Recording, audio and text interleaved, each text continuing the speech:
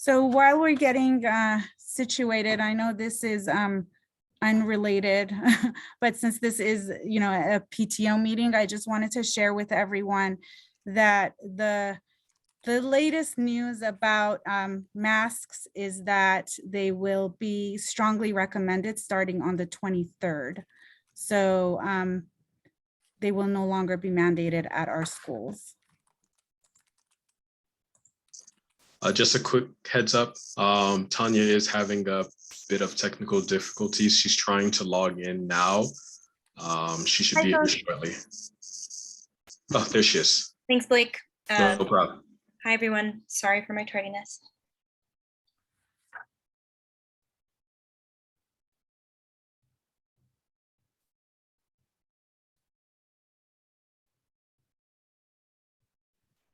Tanya, you may want to rename yourself.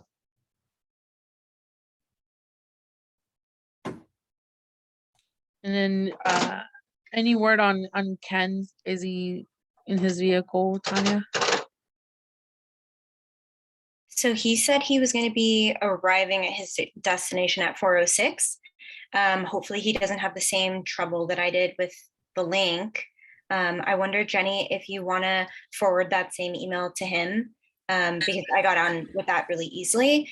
And that's okay. We can get started without him. I was really hoping to start with some background on home key anyway, and the county process. So I can start that. And then once he hops on, I'll hand it over to him. One quick question, Barnaz. Yes. I've got parents texting me saying that they're trying to use their kids' LAUSD email to get in, but it says they need to sign in with an SSO. The information again and still not working. Any tips? Well, Make sure they're logged out of any other Gmail accounts. I was just talking with a teacher trying to get them on. So just make sure they're logged off of everything else and then log on to, well, LAUSD Zoom. Let me try that. With their single sign-on. Let me sit there, please. Oh, okay, that's I think what I did actually. Yes, Thank you. Some of them also don't understand that when they sign in with an SSO, they have to use their child's my mail. Yeah. Yeah, my mail password. So there is a password involved.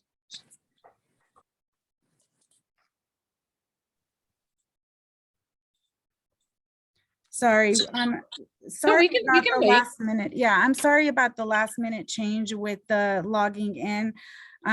Unfortunately, we really do want this meeting to be for the Taft community because our parents and teachers deserve to ask their questions very specifically.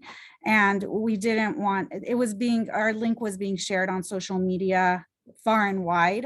And we just didn't want to have that kind of meeting. We want to have an information meeting and we want to ask our questions and get great answers and, No, this isn't it. Here, just let me do it. Here, and just do it on my phone.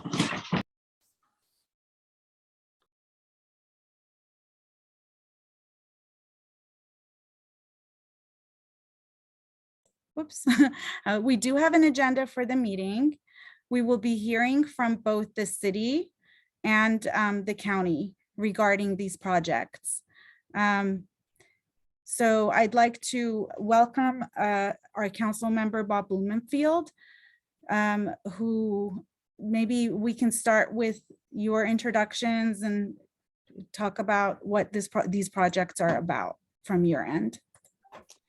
Sure, I'm happy to get us started. I know we're waiting for Ken, who's the CEO of Hope of the Valley, and he's got limited time. So when he gets here, maybe we'll put him in. I'm here for however long you need me. So first off, I just want to start by introducing myself and saying thank you for doing this. As Farnaz and you and I had talked, and I really wanted to make sure I had a chance to talk directly with the Taft community. I've had conversations with Principal Steiner, but it's really important to be able to talk directly to the parents. As a parent of a middle school and a high schooler, I know how we are always worried about the environment where our kids are. So I'm the council member. I represent you here in Woodland Hills. I also represent Tarzana, Reseda, Winnetka, and Canoga Park. And I'll set the stage briefly for what we are and what we are not talking about, because there's a lot of information and a lot of misinformation that's out there. Currently across the street, across Ventura Boulevard from Taft, as you know, there's the 818 Hotel, and then just down the road, there's the extended stay. The city and the county, well, actually the state, I should say, as part of the efforts to deal with the crisis of homelessness, has put out a $1.45 billion grant program for what they call Project Home Key. Project Home Key is the successor to Project Room Key. Project Room Key was during COVID, where a lot of hotels that were dormant were used to house people to get them off the streets during the pandemic. Project Home Key is the follow-on to that, where a lot of hotels, particularly lower-end hotels, are being more permanently converted into housing of some sort to deal with homelessness in our city and our communities. So the state put out an RFP. Basically, they said, we have $1.4 billion. We want cities and counties to apply from up and down the state of California to convert hotels that are willing to convert. Only hotels where the owners of the hotels have come forward and say, yes, please buy my hotel and change it. So as part of that process, and that the city, for example, sent out their real estate people. They looked at over 300 different hotels, and they negotiated with the owners of all these hotels. And the city came back with 9 possibilities. There were 9 hotels or buildings where the owners said, hey, we want to sell it, and they were able to come to a particular price. The county at the same time did the same thing, and they came back with 19 different locations.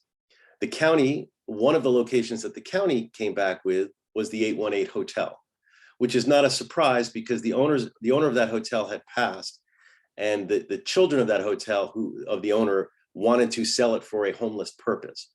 That homeless purpose could have been anything, could have been a rehab site or anything else.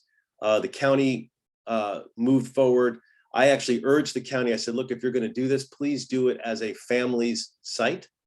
And they agreed to that. And so they put in their application specifically to turn the 818 into a family transitional housing site. Similarly, the city was looking at the different sites, and there was 9 hotels. 4 of them were extended stays. The owners of the extended stay were negotiating with the city real estate people, and this all happened relatively recently.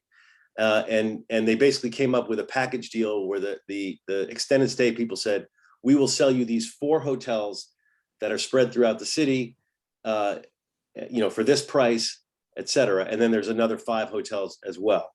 But one of those extended stays is in Woodland Hills, and it is on Ventura Boulevard. Now, the city, however, is looking at not transitional housing, but specifically permanent supportive housing, which is very different. It's a forever home for somebody, and it's a very different clientele.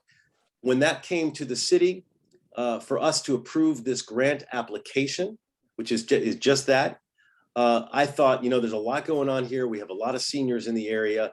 Let's designate that if we're going to do this specifically for senior citizens. And so I put an amendment in when it came to the city to apply for the grant to say, if we're going to apply for a grant, we're going to apply for it only to be a senior housing facility. And so that's what the city is applying for. Both the city and the county have thrown their applications to the state, and the state has yet to decide what they will fund and what they will not fund. And chances, the city and the county applied for way more money than is possible to get. So we don't know what among those things will actually be funded. So we'll find that out over the next weeks or months, what the state agrees to. And then once that happens, then, we're really at the beginning of the process right now. Then we, as a city, we put out an RFP. We would work to figure out what the conditions would be. We would find a service provider, and we would work with the community to figure out what that city extended stay site would look like. The county's a little different in that they chose a service provider in advance. They chose Hope of the Valley, which actually, I think they're a fantastic service provider. So, which is great. And I see Ken from Hope of the Valley is here as well, although he is masquerading as Jenny Portillo under his name, so he needs to change his name. But believe me, I recognize him. He is Ken Kraft, the CEO of Hope of the Valley. So that's sort of the big picture thing. There are a lot of other things I want to say when you give me a chance and to speak about it. You know, one is, as we look at these, I think it's important to also look at the context. Right now, for these locations, we have hotels that are that have a lot of issues, a lot of crime issues. We had a horrible murder in one recently. We've had overdoses, fentanyl, this and that. It's not the greatest place for a neighborhood. Both of these sites, the county site and particularly the city site, and we'll talk specifically about them, will be very controlled in the sense that they have security on site, services available, you know who exactly is there. It's not like a hotel where different people are there every day. So there's a lot of positives in that respect. Before I end, I do want to, and I want to end quickly so that we can get to questions and the other folks can speak. The other piece to all this is something called 4118. And I don't know how much you all are familiar with it, but it refers to the municipal code section that prevents people from setting up encampments in particular areas. It used to be that you couldn't camp on the streets. The courts basically vacated that issue and said that wasn't fair. We had a lot of problems, as you all know, particularly on Winnetka underpass. That was my number one concern of all the encampments in my community. And I authored a bill called 4118. It was the municipal code to create a constitutional way where we could make certain areas off limits to encampments. It was very controversial. People protested in my house because I put it forward. But what that did, and then once it was allowed, the first place we applied it to was Winnetka underpass, and now all the underpasses in my district. So you'll notice now that when the students are walking to and from Taft and they're going in that underpass, they are completely clear. There is no longer encampments there. And I'm very proud of that we were able to get that put in place. Part of the reason we were able to get that put in place is because we did set up actual locations where those homeless people could go. Some of those are cabin communities that Hope of the Valley runs, and that gave us the legal grounds to do the 4118. But that only applies to a 500-foot zone right at the underpass. If these interventions should go into place, if the state funds it, that would enable me to put in another 4118 buffer zone of 1,000 feet, because you're allowed 1,000 feet around an intervention. So for example, the 818, if you had 1,000-foot buffer zone around that, that would pretty much cover all of Taft High School, and would allow us to enforce, to prevent any sort of encampments along the street, which is something we don't have now. So that's big picture. I want to let the others be able to give you the big picture and then really delve into the questions that you have. I'm grateful again that you're interested, and to let you know, I want you all to be part of this process. And at the end of the day, I want this to be something that is actually good, not only because we're helping people in need, which is desperately needed and dealing with homelessness, but also ultimately going to be good for the overall community of which I'm a member and all of us are a member. So, and with that, I will turn it back to Fernaz to let the county and to let Ken give their opening, and then we can go. Thank you, Councilmember Blumenfield. So I believe Mr. Kraft is here, and I did rename him, so he's not in disguise anymore. So we would like for you, welcome first of all, and please share with us some background on this project and what it entails. And then I'm sure that our parents and teachers and everyone have a lot of questions, and I'd like to save some time for that, if possible, please. Great, thank you. Well, and I sincerely apologize. I'm actually at a wedding that I have to be at in a little bit, but I wanted to at least do my best to, kind of share the context of this particular project. And like the councilman says, it's under review right now. It's under review by the state of California, the Housing Community Development. And so what happened when the governor allocated, I think it's like about $1.4 billion for Project Home Key 2.0. The only ones that can apply for that is municipalities. So either the city or the county across the state of California. And so we were in conversations with the county of Los Angeles. And one of the things they really wanted to do was to kind of revamp their voucher system and to really be able to serve families better. Right now, if a family falls into homelessness, unfortunately, they're usually put into a motel that's on Sepulveda Boulevard, San Fernando Road, and it's not a good situation. And we operate 3 family shelters. And typically what happens is someone, as an emergency measure, they might go to one of these other motels, and then then they come into one of our shelters. And I got to tell you, it's night and day, because when they're in these motels, like on Sepulveda Boulevard, I was talking to one mom recently, and she said it was terrible, not because of the families, but because of the motels. There was drugs, prostitution, bad stuff going on. So when she came to our shelter, I said, so what is it like? And she says, oh my gosh, I'm so grateful to be here. And, we've been operating family shelters for many years now, and we have not had any issues, any problems. One of the things you got to understand is, and by the way, this particular site, the 818 Motel, it is solely designated to be a family shelter. Very, very important. We operate family shelters and we operate shelters for single adults. Big difference, okay? The family shelters, it's mostly single moms and kids. Oftentimes it might be single moms who have, fallen on hard times, a significant other has left them, and they want more than anything to get back on their feet. And so what we're able to do is to really help them get back on their feet. And so the beauty of this at the 818 would be, again, families that had fallen into homelessness, and that they would come and they would be assigned, it would be predominantly, the West Valley. And as they come, they would be assigned a case manager that works with them, to says, okay, let's look at where you're at financially, what is it going to take to get you back into housing. They're assigned a housing navigator who works with them to find them housing. And so this is transitional. But the moment somebody would arrive there, if indeed it gets funded, everything that family needs would be provided. We would provide them 3 meals a day. We would provide them hygiene supplies and things that they need, the case management, the housing navigation, clothes if needed. And one of the requirements is the kids have to be in school. And so we work very closely with LA Unified School District to make sure, if it's, we get kids also involved in preschool with some of the preschool programs in elementary schools, junior highs, high schools, because these kids, they need education. And so we also work with after school clubs to help kids with their homework and things of that nature. On site, even though at our other family shelters, we do not have security guards. We just don't. We've never needed it. We've never had any issues. But on this site, as part of Project Home Key, just so that the community feels incredibly safe, there would be security, unarmed security. There would be a single point of entry.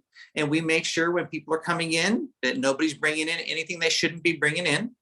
And it really becomes a community of people who have fallen on hard times that are now rebuilding their lives. And we're very careful, because you have kids here. And so no guests are allowed on site. It's not like, oh yeah, I want my friend to come visit. Nope, can't do it. You can't do that. And so we would then come in and we would refurbish the rooms. We would make them so that they're suitable for families. There would be bunk beds. There would also be, a table where the kids can be doing homework and things of that nature, television, microwave, and a small refrigerator, even though we would provide the meals that they would eat. And our goal then is to really help move them from that position, which is pretty traumatic. When someone falls into homelessness, it helped them, land on their feet, and to give them the tools and the resources to exit that and to move into some form of permanent housing. And our housing navigators do an amazing job. If you follow Hope of the Valley, you'll see on Facebook or Instagram, we're posting all the time of families that are being housed and just beautiful stories. And I realize that there's an initial, fear. And oftentimes, in the absence of information, we tend to create our own narratives. But I would say this, I live in the West San Fernando Valley, and I would say if I was to have any shelter near my house, I would want it to be a family shelter. We've had zero, as I said, zero issues with our family shelters. And we have 2 of them in Chatsworth. We have 1 of them in Pacoima. And it really is a lifeline to help families get back on their feet. So the timeline on this is the state is supposed to, last I heard, is they're supposed to notify if a project is approved. I had heard by March 24th that we would know. And if we were notified that it was funded, then we would have an 8-month period to renovate and get the site ready to go. And then at that 8-month period, we would then begin to work to bring families in at that point.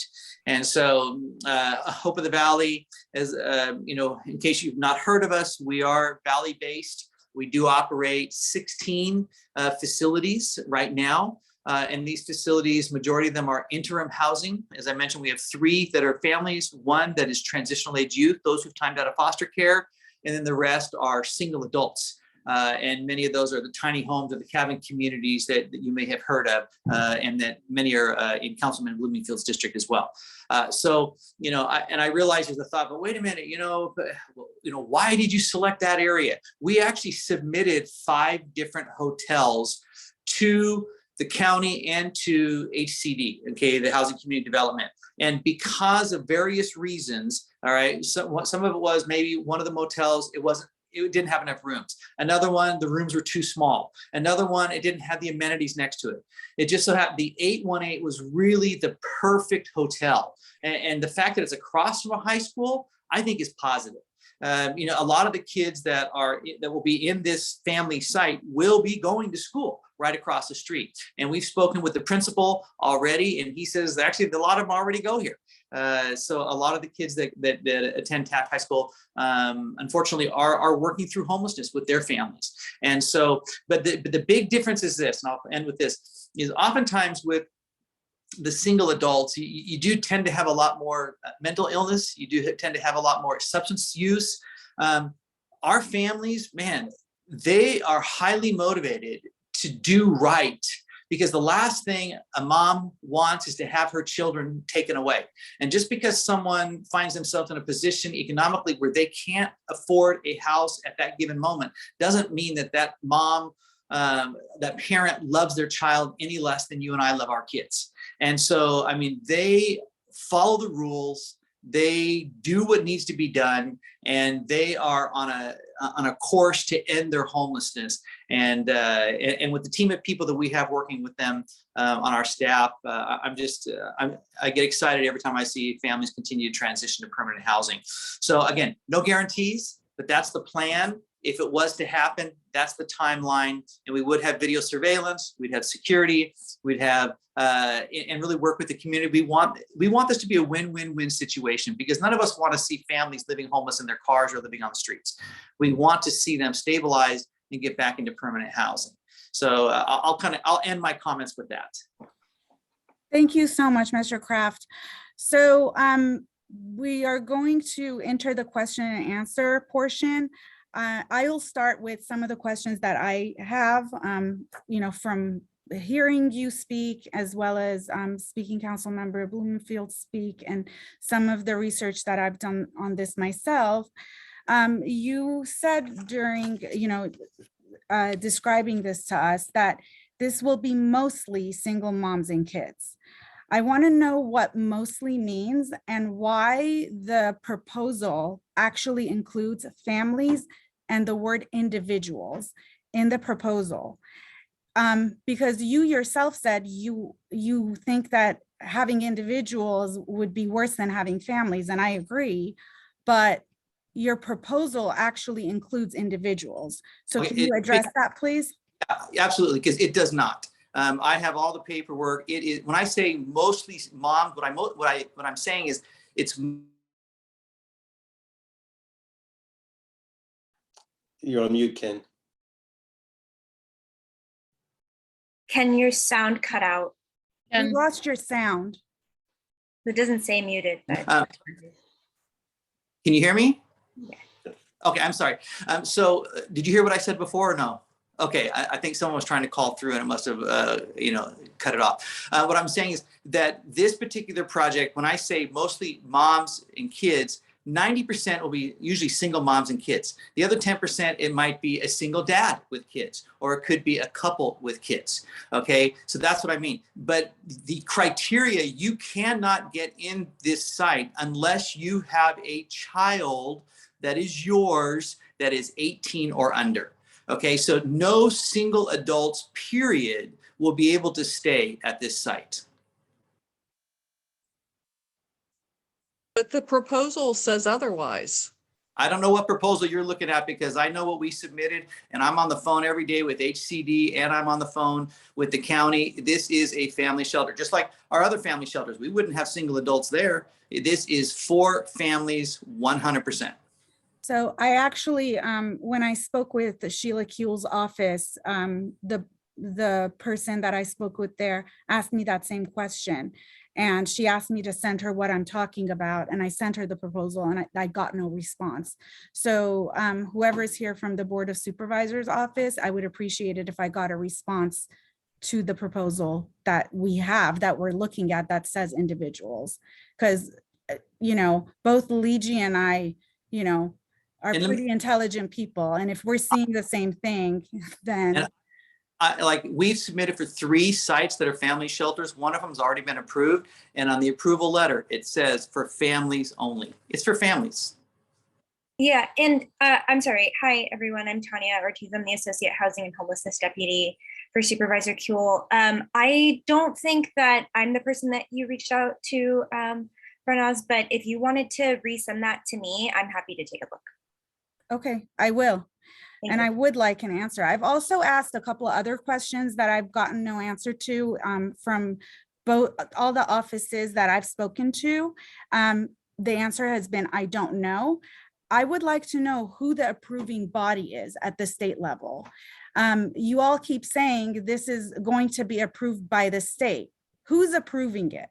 Who's the body that's approving it? Who's in charge of approving it? And why are they not interacting with us and getting our opinion about what we want across the street from our community school? Do you know, Mr. Kraft, who's the approving body? Yeah, it is the HCD, the Housing Community, the Department of Housing Community Development. And so what happens, all the different communities within the state of California submitted their applications, and they're evaluating the applications based on, a criteria is, the size of the rooms, this, how many other amenities are around, is this, the need with the numbers that based on homeless counts and things like that. So ultimately, they are the ones who are making the decision, because I'm working with the CEO's office of the county, and they're waiting for HCD to make the decision. So they are the decision makers, the Housing Community Development. Okay, thank you. I have a question. I attended also the town council meeting that was held recently, and there it sounded like you had the approval of Taft and the high school across the street.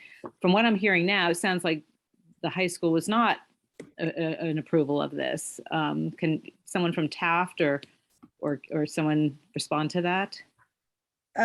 Well, I mean, I'm the PTO president, and information has come to us by us digging and asking and, asking for information. No one ever came to us to say, oh, let's have a community meeting. This community meeting is happening now because I reached out and said, our community needs a meeting. So now it's happening. That's what this is. That's my concern, because at the town council meeting, it was sounded like, oh no, Taft is aware, and it sounded like there was approval. And when the question was asked, who at Taft approved this or was in agreement, there was no response. They never responded to that question. So that's my concern, is that this is a homeless shelter across from a high school where all our children hang out, and that the high school wasn't even a part of this decision. Hi, so I can speak to that as well. We have met with Principal Steiner, and sorry, Principal Steiner, I'm not trying to put you on the spot, but we've met with Principal Steiner and a couple of his colleagues twice now, I believe, only. And it was not a matter of approval. So there was no like stamp of approval given by Principal Steiner. It was really an informational meeting both times for him and his colleagues to ask as many questions as he would like. And really with all the meetings that we've had so far, we've reiterated that the community engagement approach is two-pronged. So we first, before notice of funding being awarded to any project, we had individual one-on-one meetings, and then we always said that if the project was funded, we would move forward with larger community gatherings for more questions to be asked, right? Because even at this point right now, this is just a proposal and we don't know if it's going to move forward or not. Right, but if it's approved on March 24th, it sounds like it's definitely going forward. That's correct, yes. So, and I think some of the concerns at the town council meeting was just sort of the lack of transparency to the people in the community about this, without getting feedback from the people who will be most affected. Yeah, I hear that for sure. And I think that feeling is really exacerbated by the quick turnaround time on this entire RFP and the application. It's an emergency response. And so the funding was, we were notified about the funding and we all moved as quickly as we could to get as many so I think, as possible. Tanya, that's one of our biggest concerns as parents, and we discussed this at our last PTO meeting. It's the fact that this has moved so quickly that most of our parents had no idea, most of our teachers had no idea that anything is happening. And so as, I don't know who said this earlier, but I've always found that when there is lack of information, people go up in arms, right? And so information was not shared with us. And what it feels like is that stuff is happening behind our back, right? And so for lack of a better term, it seems really shady that all of these things are happening and that two separate hotels are being converted into housing. And so one of the biggest concerns that came up at the last PTO meeting is what happens if something goes wrong, okay? It's very easy when you have two entities, right? To say, oh, it was that one, and just point fingers at each other. So what are the fail-safes in this plan? That's most of what I personally would like to know. What are the fail-safes? What happens if something goes wrong?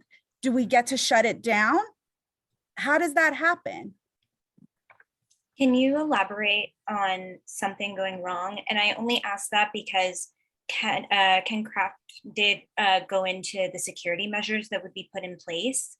So I'm wondering what beyond like immediate, like things that need responding to would happen. Maybe an act of violence happens. We're talking about people who could potentially have a mental illness. And I myself am a clinical psychologist. I've worked on psych units. I know what can happen. I know what can go wrong. People go off their meds. They stop, doing what they're supposed to be doing, and something happens. And maybe there is some kind of violence that happens. Just this week, there was a person was murdered at one of these locations, at the Extended Stay America location, right? So I think that things can go wrong, and they are most likely going to go wrong. And so there needs to be a plan for fail-safes in place. And I think it's important that you raise like what happened at the extended stay, because there's no perfect guarantee when you have any situation. But my thought is that what's being proposed here is actually a lot less risky than what we have now, because what we have now are two hotels where people are going in and out, different people in and out every day, no security on site. We've had fentanyl overdoses. We had that horrific murder. we've had prostitution, all happening right across the street. And we have homeless encampments that sometimes end up on that property or adjacent to that property. What's being proposed is very different. It's not, you know, a something that would be without any risks. But when I compare it to what's there now, I feel like it's a better option just from the community perspective, because instead of having different people in the hotel every day and who you don't know and who you know have had all these issues, you're having, in the case of the extended stay, a stable population. They're not changing it. That's their forever home. And you're going to have security on site. And if the other, you know, permanent supportive housing for seniors are any indication, you don't have very many problems. And then the family site, which Ken already talked about, not only has security on site, but is going to have a lot less of those issues than you have in a lower end hotel that doesn't have a watchful eye on it. So part of it is we've got to have the context of what's there now and what's being proposed. And then obviously the context also is we have a crisis on our hand of homelessness. This all happened very fast. I wish this happened in a slower realm to be able to pull this out. You know, I appreciate folks feeling like, hey, we're just finding out about this. As soon as I found out about where the locations were going to actually be, you know, I immediately called some of the local leaders in the area. I called the principal, not to get approval or this or that, but just to say, hey, this is what I know, this is what's going on. And this has all happened in the last few weeks. So this is happening quickly, but it's also the beginning. It's not that there's been this whole thing is all planned. Like with the city version, the extended stay, if we were to get the money, that would start the process where we then have community meetings, where we choose a service provider, where we're able to put conditions onto the property and that kind of thing, decide whether it needs to be a fence around it or whether it's okay the way it is. All of those things, those can be worked out as we move forward. You know, but there's also a little bit of a catch. Here's the issue. You're saying that you're telling us that this is a better alternative than what exists, but that's your opinion. That's not a fact based in any kind of research. And again, hold on, it's not based in any research. It's your opinion that you're expressing. The decision about whether it's a better option should come from the community, and that includes the Taft community. One of the points in the chat right now is that our teachers, our young teachers, don't have affordable housing. Maybe the better option is to create affordable housing for our teaching staff across the street from our school. I don't know what the solution is, but when decisions are made for a community without their input, that's a problem. And that's what's happened here. And like I said, I asked multiple offices, and today is the first day that I'm getting the information that this is the entity. Who's the point of contact at the approving agency? I'd like feedback on that as well. We do have lots of questions in the chat that I'd like to ask and address. Also, Sarah, I think Max, it says Max, but Sarah has her hand up. Sarah, do you want to unmute and ask your question? And by the way, there certainly are stats about the crime rates at these hotels, which are facts that we can bring forward. And there's certainly stats about the crime rates at permanent supportive housing facilities and at family facilities that you can look at. Obviously, you can't give you a stat for something that doesn't exist, but there are, you know, it's not just an opinion out there. I'm telling you based on what I've learned from these situations. So thank you. I have a couple of questions. Number one, when you submitted for this project, was there any opportunity? I mean, you're saying that it moves so fast, but in being such close proximity to not only a public high school, but apparently I found out recently there's a childcare also across the street. You know, you're talking about it's moving so quickly. There's a two-prong approach, but the problem is that if it's approved for this location, then the burden is on the community to fight or demand. Whereas if this happens now, you know, maybe you all decide, hey, maybe this isn't such a great location. Let's go check out somewhere else based on the concerns of the community that you're talking about. So had anybody indicated in the application process, here we have these sites.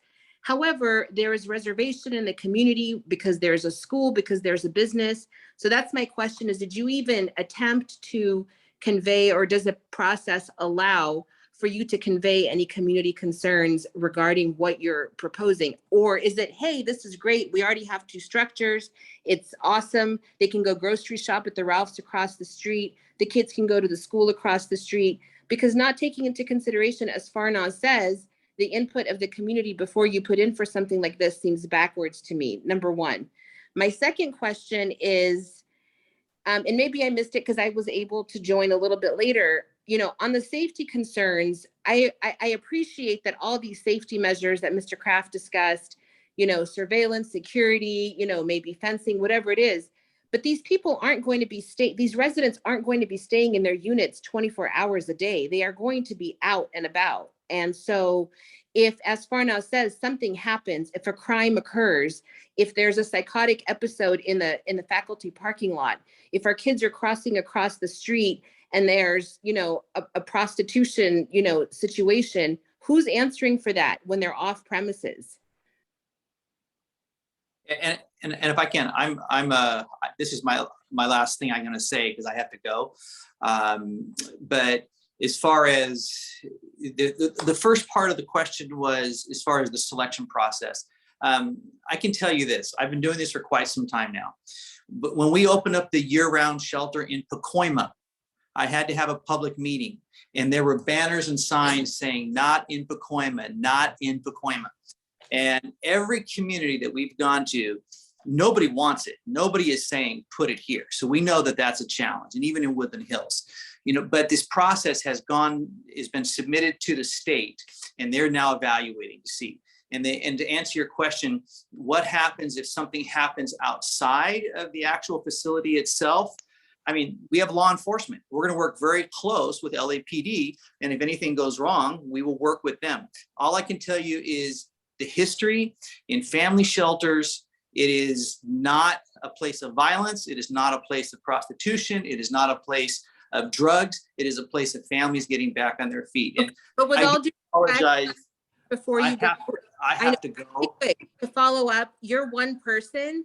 And what we actually heard from law enforcement is that depending on if it's city or county, depends on not knowing who to call. And the reason I put in the question about, you know, when you're putting in the proposal is if the state is evaluating where to invest money on a project, I'm sure they would rather not invest in a place where there's going to be so much community pushback that maybe they would explore another location. That's why I'm asking the question, because again, I've had death threats. I tried to put something in North Hollywood. I had death threats that they were going to kill me. So I have not found one community that has said, we want it here. I mean, it's very real. But again, we're not talking about a community. We're talking about a school where minors, there's almost 3,000 kids who are not.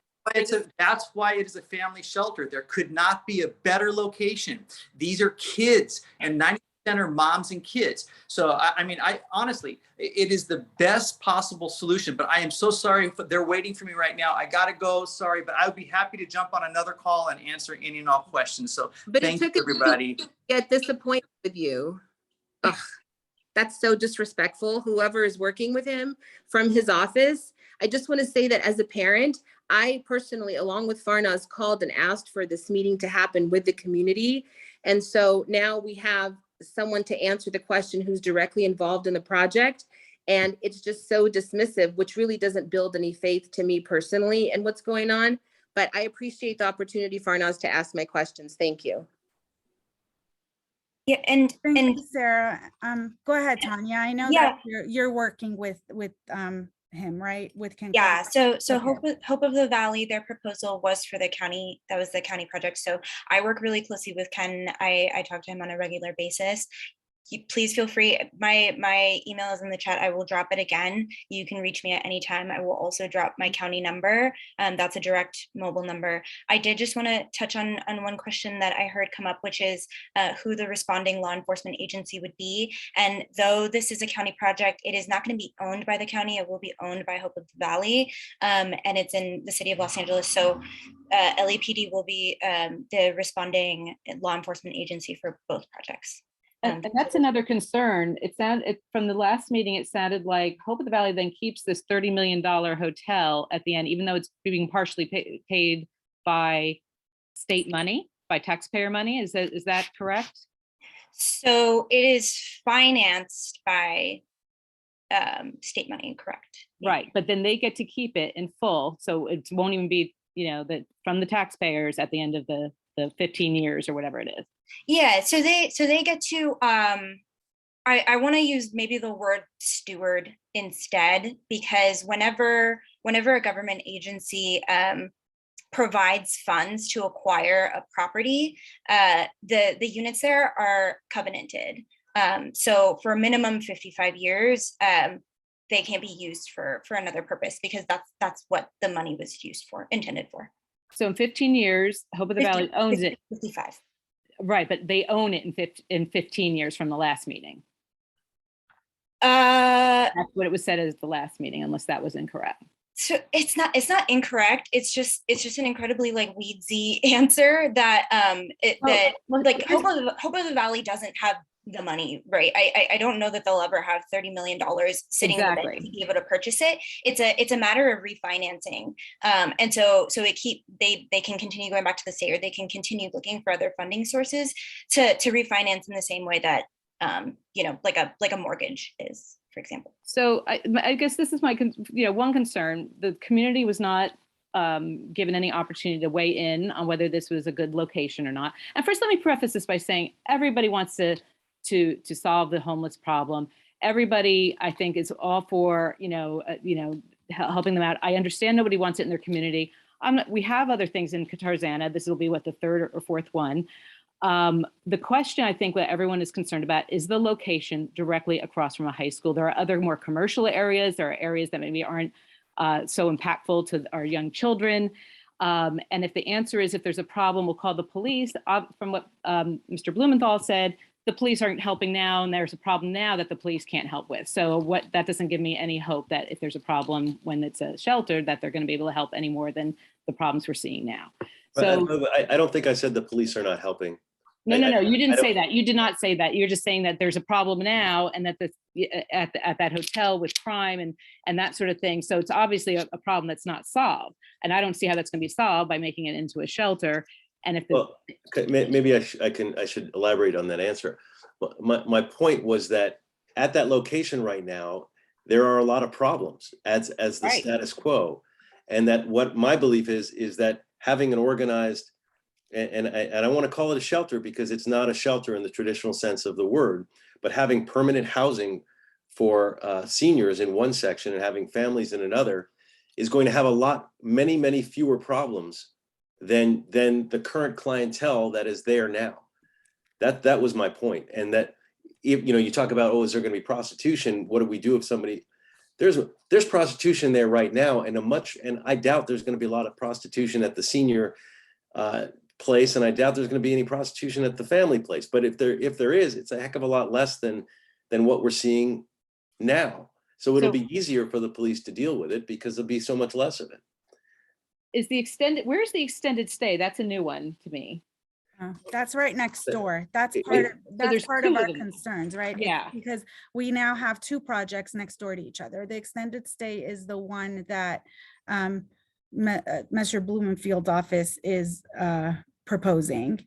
Right. And just we're not the ones proposing it, and I want to be clear. I mean, I guess it's city, but it's not like that I came up and said, this is a great location to put a intervention for homelessness. That's not how this came about. We don't, and I know that there's the temptation to think, it could be better over here, it'd be better over here. There was a whole process where the county independently and the city independently went to pretty much every hotel owner in the area, in the city, and said, are you interested in selling your property? This is a private property. They could have sold it to someone else for another purpose that we might not have liked or that we did like. But there were these owners, in the case of the city, these 9 owners that said, yeah, we want to sell this property for this purpose. And they came together and negotiated a price and applied to the state for money. If that money is granted, then we all can come back and talk about what is that going to look like and kind of fill out some of those details. But that's the process. It wasn't me choosing a location. It was the housing department talking to over 300 hotels. And as it worked out, one of the owners that wanted to negotiate was the owners of the extended stay properties. And they didn't just negotiate for one, they negotiated for 4 of their properties. One is in Chatsworth, one's on the west side, one's down in the harbor area. So they put together this 4-package deal, of which the city then said, okay, well, we're interested in buying it. The only reason why it's seniors is because when it came to the council to approve this grant application, I said, only if it's for seniors. I don't want just a regular homeless intervention there, especially because you cross from high school and near this other one and all the rest. So that's why it's designated senior. Right, but Mr. Blumenfield, the concern is when you say seniors, you're talking about 55 and over. Not necessarily, no. Okay. I think most likely Define it'll seniors, probably please. be 62. Okay. It's not defined at the moment, but seniors are at least 55, right? So it's not going to Okay. be younger than 55. There are some senior housings that are 55 and older. Most of them tend to be 62 and older. Some of them are 65 and older. It's going to depend on sort of the process, but you could say at the very least 55, most likely 62. Okay, How many units are in that building? 164. And 240 in 818? 100 at 818. 100 and 818 and 164. So 264 total units. Yes. We're looking at about 500 people or more over there. A lot, yes. I don't know how you get to 500, but because you said it's families. Families are typically 2 people or more. right. And the senior units are 1 person typically. Okay, I do have, I know that Legie has her hands up and Mr. Laskin has his hand up. I have one question in the chat that I'd like addressed. Ms. Bronwell is one of our teachers and a future parent of 2 students at Taft High School, potentially. She has said that 818 is not a low-priced hotel, as was mentioned. We're super concerned about how a family is defined. People living together in the street, husband and wife, kids under 18, only single parents with kids, as was repeatedly mentioned. We're very concerned about the age which I just mentioned, the age that senior is set at, and is it only seniors? We currently do not have issues with those hotels at Taft, as was suggested, and I agree with that myself. We are hearing the family requirement is a suggestion and could easily be removed, changed. By the way, Tanya, I did put in the chat the proposal. If you can take a look at the proposal and respond to that, that would be great. Okay, and she says, same as the senior citizen suggestion. Also 55 years old isn't a senior citizen. There are folks under the underpass on the regular still, despite what was stated. This process was not transparent or shared at all. As an active voter, I'm frustrated. In his words, it isn't a good situation for families now on Sepulveda Boulevard. And you want to move that across the street from a high school. How many total people will be allowed to stay at each site? I heard Mr. Kraft and Mr. Blumenfield state no guarantees, which was not reassuring at all. So please respond to that. So I can take the question about the definition of families. It's parents or guardians with children 18 and younger. So a family can't just be 2, like a married couple. That would be more so a shelter for individuals. yeah, And will, you know, with the senior one, how are you, are there going to be sex offender checks, background checks? What are some of these things that, you know, what are the reassurances that we can have that we're not going to have pedophiles across the street? Well, there will be a process as we choose a provider. We can put certain conditions on. Right now, the only thing at issue is the grant application to get to the city to try to get the money to purchase this. And then once that happens, and we'll work with you and, you know, as the process moves forwards to make sure that the service provider is doing all the appropriate things. In terms of the seniors, I think you said it was a suggestion. It's not a suggestion that it be for seniors.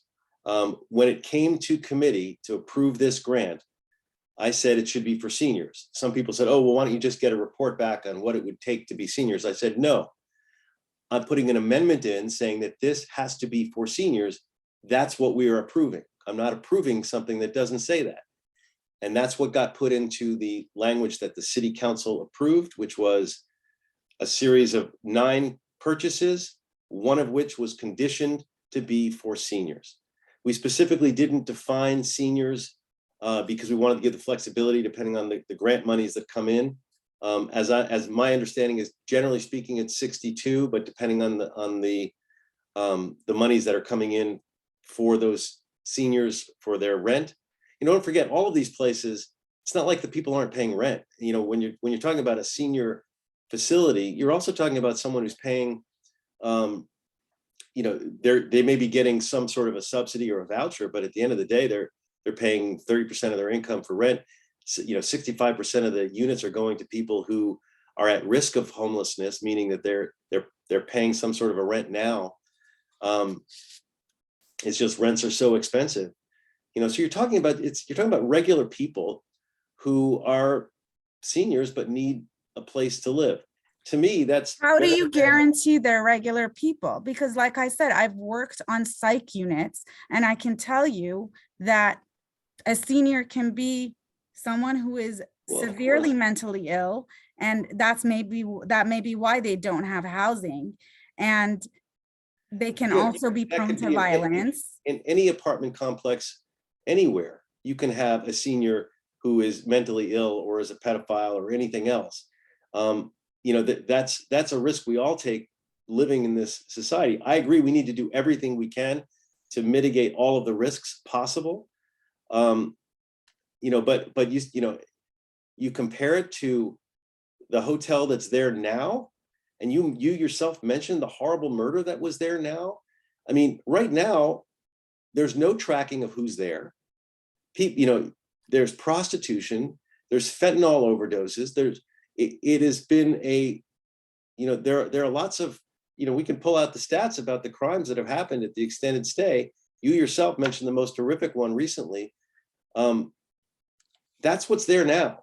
What would be there under this proposal would not be risk-free, but it would certainly be a lot less risky. But just really, I'm sorry, really quick, but Mr. Blumenfield, if it's so safe and it's such an enhancement to the Taft community and to the students compared to what's there now, why wouldn't you all have come to the community and the principal and said, hey, we have this amazing opportunity to make the area around the school and make your students safer and provide housing? You know, I'm hearing you, and because I'm going to go in a second, so I just want to get this question out, and I apologize for jumping in. But I'm hearing words like flexible, conditional, depends upon. If we get this funding, then we have to leave it open to adjust for this. Senior can mean this, family can mean this, individuals is not, but it could be changed later. So all of that is very fluid. And so I don't know where you're hearing that. We're not saying that. I'm not saying that. Tanaz is not saying that. I'm very clear. Seniors is seniors. She's saying families are people with a minor children. We're not saying that that's right. flexible. Shown all of you the proposal language that several of us have read where it defines individuals. It can be. So I just want to. So I would really like to, if you don't mind, I just want to get this answered before you have to jump off. I'm looking at the proposal right now, and I think the language is a little bit confusing because the first sentence of the summary says the project utilizes home key grant funds and other public funds that will provide housing units for individuals and families who are experiencing homelessness or at risk of homelessness. So that just speaks to what the funds can be used for, but that does not speak to the individual projects. This project, Hope of the Valley, has committed to housing families at these 100 units, and Councilmember Blumenfield has committed to housing seniors at the extended stay. And this I don't know the answer to this question, like whether there are other jurisdictions or other projects that perhaps change their mind, but like these are very like specific personal commitments that come from the council member and from this organization that this is what they want to do. So if it's not happening, I mean, it can't be any other way. Like this is just what wants to or what was proposed. Like this is what we're committed to doing. So I just want to be clear. I want to be 100% clear with you. Whatever problems are happening at those hotels right now have not impacted Taft. And this is coming from our parents, our teachers have stated it. They are staying indoors. Whatever problem is happening, whether it's prostitution, it's happening indoors. What you're proposing, both projects are proposing, is that we're going to have close to 500 people living across the street, and during the day, because they really don't have to work, they're getting fed 3 meals a day. What do? Do you think they're going to stay inside in their rooms all day? They're going to be out on the streets and all over the place in our little community across the street from Taft. So I just want to make it really super clear that this, having 2 projects next door to each other across the street from a high school, is actually a terrible idea. Okay, Liji, you have your hand up, please speak. Yeah, I just had a question because I think I heard correctly when someone said, once this project gets approved and committed, it's approved for 55 years. Was that correct? The units will have a covenant on them. Yes, that's correct. So once this gets approved, we're stuck with this situation for 55 years. If it goes bad, we're stuck with it for 55 years. It seems like really incredulous that we're being sort of pushed this down our throats in a rush situation when we're potentially going to be stuck with it for 55 years. That's point number 1. Number 2 is, how are these people going to be vetted? And is there going to be sobriety, drug test, any kind of testing to make sure that these people are not pedophiles? What is going to be the requirements on getting them in? And what if a mom with a 16-year-old moves into one of the units and then her kid graduates and he's 18, so now he's over or 19, then they have to leave and someone else new comes in, or they're grandfathered in? Yeah, those are great questions. So the way that folks are, like, for lack of a better term, I guess, funneled into units that are available is through the coordinated entry system. And for families in particular, well, first of all, no one goes from street to unit. These are folks who are already in the system and are already at, so for the senior building, for example, they're already in interim housing, and this is going to be an opportunity for them to have a permanent housing option, right? So they won't have to move around anymore. For families, there are enough families currently in random seedy hotels within the immediate area and throughout the rest of the valley, which is service planning area 2, to fill all of these units. So again, they won't be going from street to unit. In fact, it's not possible for them to go from street to unit, because if a family were on the street, a parent's child could be taken away, which is a really terrifying possibility. So, which is why families are responded to as quickly as possible. So if there is a family on the street, as Ken mentioned earlier, they're given like a rapid rehousing voucher is what they're called, and they're put into the first unit that can be found, which is often just more expensive for the city and the county to be paying for, you know, a room at a hotel, at a random hotel that isn't run by the city, county, or a service provider, along with a service provider. It's just more expensive for them to do that, but it's better than someone's kid being taken away. So that's where they're currently being housed. And then they will all be transitioned to this, for the 818 hotel. It'll be an opportunity to be with a case manager. So it'll be 100 units of families where case managers will be on site and are helping them get on their feet. Yeah, I don't know if that answers. Oh, the other question was that if someone, you know, if a 16-year-old turns 18, then what if the family also has an older child? I'm gonna go back to this question. So if someone turns 18, then I think the hope is that the case manager will do everything in their power to find them suitable interim housing if they have not been able to find a permanent solution. I would really hope that if a mother with a 16-year-old moves into the interim housing shelter, that it won't take us 2 years to find them a permanent housing option. And to the question of how they're vetted, I mean, I understand they're supposedly living in a seedy hotel now, but they could be living in a seedy hotel doing drugs and, you know, alcohol now, and then just take that practice into this hotel. Is there any- Again, how is that possible without someone's child being taken away? I think there's tons of situations where you have parents abusing drugs and they have children. Absolutely. No, in the system. I'm sorry, but you're giving me anecdotal questions, hypotheticals, and What I think you're That's saying what is we're getting. that family is not going to want to go into, if those parents are actively doing drugs, that family is not going to want to go into the 818 where there is security on site, service providers. They would much rather be in a seedy hotel where there's nobody watching them. When you're in the 818 hotel, as they're doing it, it's, you know, you're being tracked. You have a caseworker.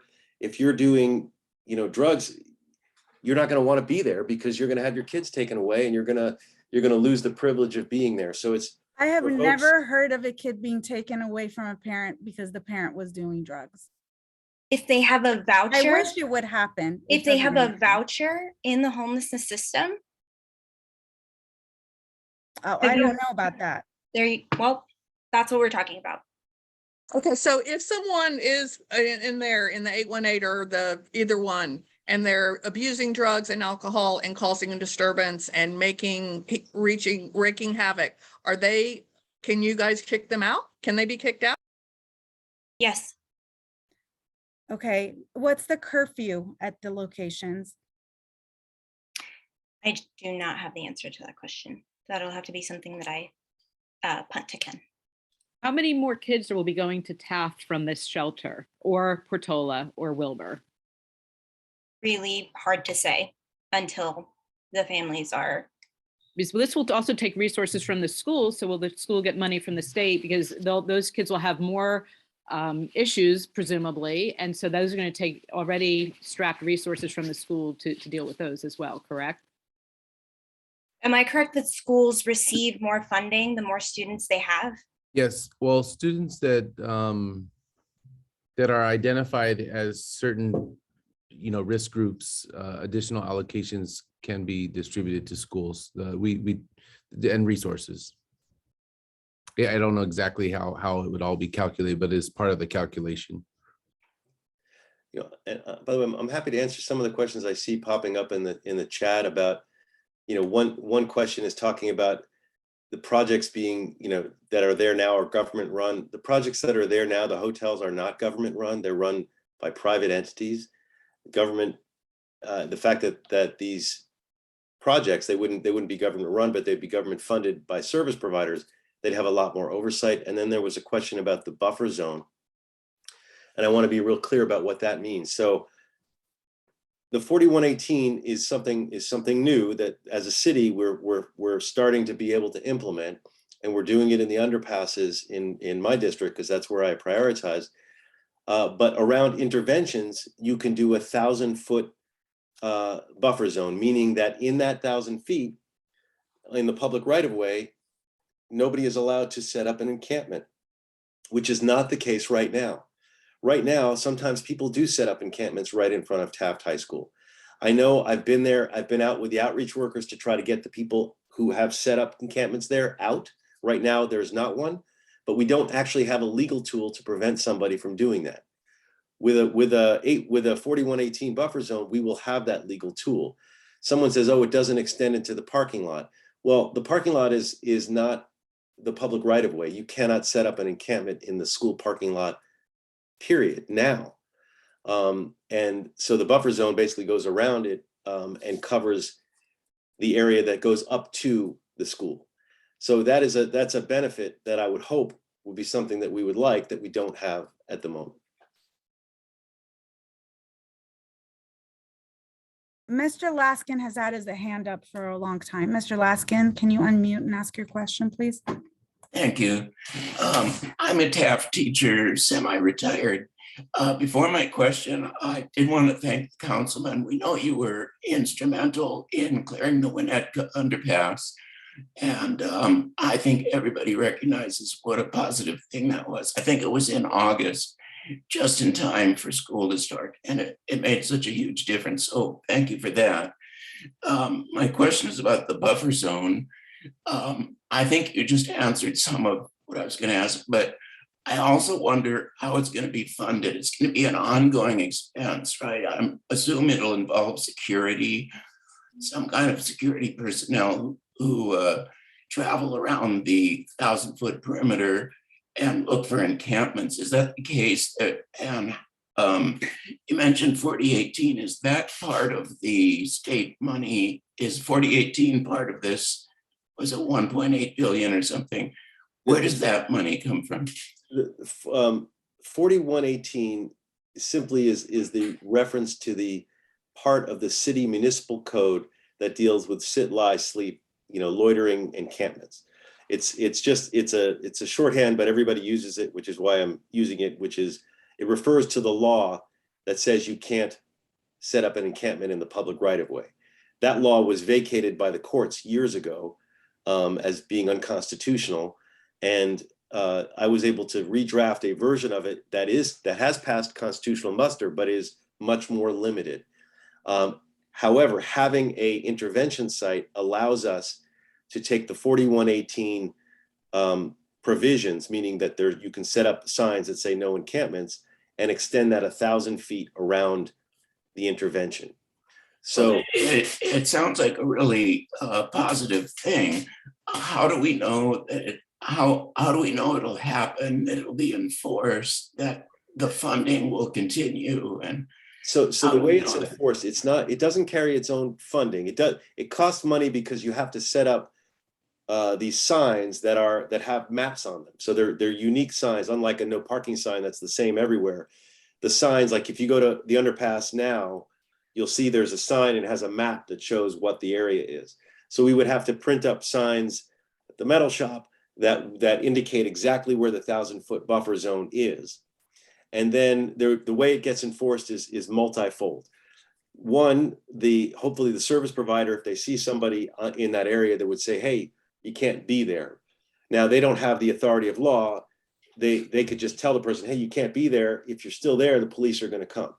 Then the police can come and say, hey, you can't be there. And if they don't move, then they're disobeying a lawful order. And then the police can either write them a ticket or arrest them at that point. So it's enforced through that standard mechanism. And we're just now the police are getting trained up on how to do that, because it is very tricky because of all the lawsuits that have been out there. But we have been doing it in those underpasses and at the Winnetka Park and around the other interventions in my district, the cabin communities. And it is proving effective. So this would be an additional area. But any police officer, any representative, even a school official could come by if they see somebody and say, hey, look, you're not obeying the sign, you got to move or I'm going to call the police. And they can do that. Okay, so that clarifies it. So the responsibility for reporting, though, is not on the facilities. It's on just citizens, whoever sees it. through the police? It's on anybody. However, like with the cabin community, for example, where Ken Kraft is in my district, we have these tiny home cabin communities, and we've asked them, and they have done this because they have security on site, that they say they have their security guy walking around their facility, and if they see somebody who wants to encamp in those areas, what they do is they say, hey, you can't be there. And so they've made that part of their mission, but they're not walking around the whole neighborhood to do that. They're just doing their regular patrol, but they understand, they've been trained to know that that's the law, and if they see somebody, they need to tell them that. But at the end of the day, ultimately only the police can arrest somebody or write a ticket. Any official can go by. I can go by I have as a city council person, and I see somebody who's out of compliance with 4118, I will tell them, and I will suggest that they move, and I'll try to get service workers. But at the end of the day, if somebody is going to insist on being there, it has to be an officer of the law who would ultimately write a ticket or make an arrest. Thank you.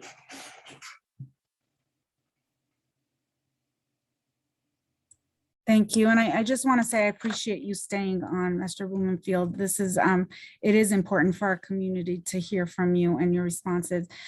We still have a lot of questions. Both. I'm happy to stay and talk, Okay. and I view this as a continued conversation as well. So And the other thing I really wanted to say, because I know you think that it all happened so quick. I think it happened very quick too. This was not, I never set out and said, oh, I think this is a great location. This was this process where the state threw out this grant. The city departments negotiated with hundreds of hotels, and this is kind of what popped out at the end. But now we're working that process and trying to figure out, if we get the state money, how it would look and how we can make the best of it. Because I am committed to trying to end homelessness, but I'm also very committed to the safety of our community. I live in this community as well. And I want nothing more than for our families to be safe and feel safe.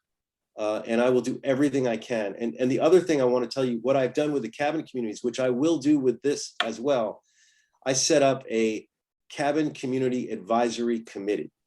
And of people who were, in the case of both cabins, I made sure that the majority of the people on that committee were people who opposed the cabin community or had very strong concerns. And then once we met every week or every month prior to the cabins being put up, and we continued to meet after they were put up to help solve problems as they came up with the cabin communities. For example, the community committee suggested that there be another security camera, so we got it. They suggested there be more lights, so we made that happen. They noticed that there was a parking issue and they wanted to have a loading zone. We created that. They were worried about the way that the security was doing it. So Ken Kraft brought the security people in and we addressed those issues.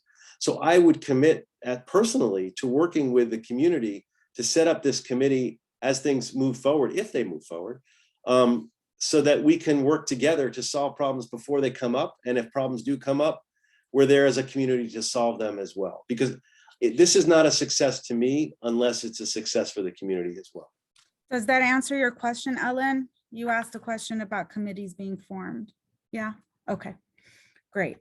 I had one other question. I'd like to get back to what Leegi was saying about the 55-year commitment.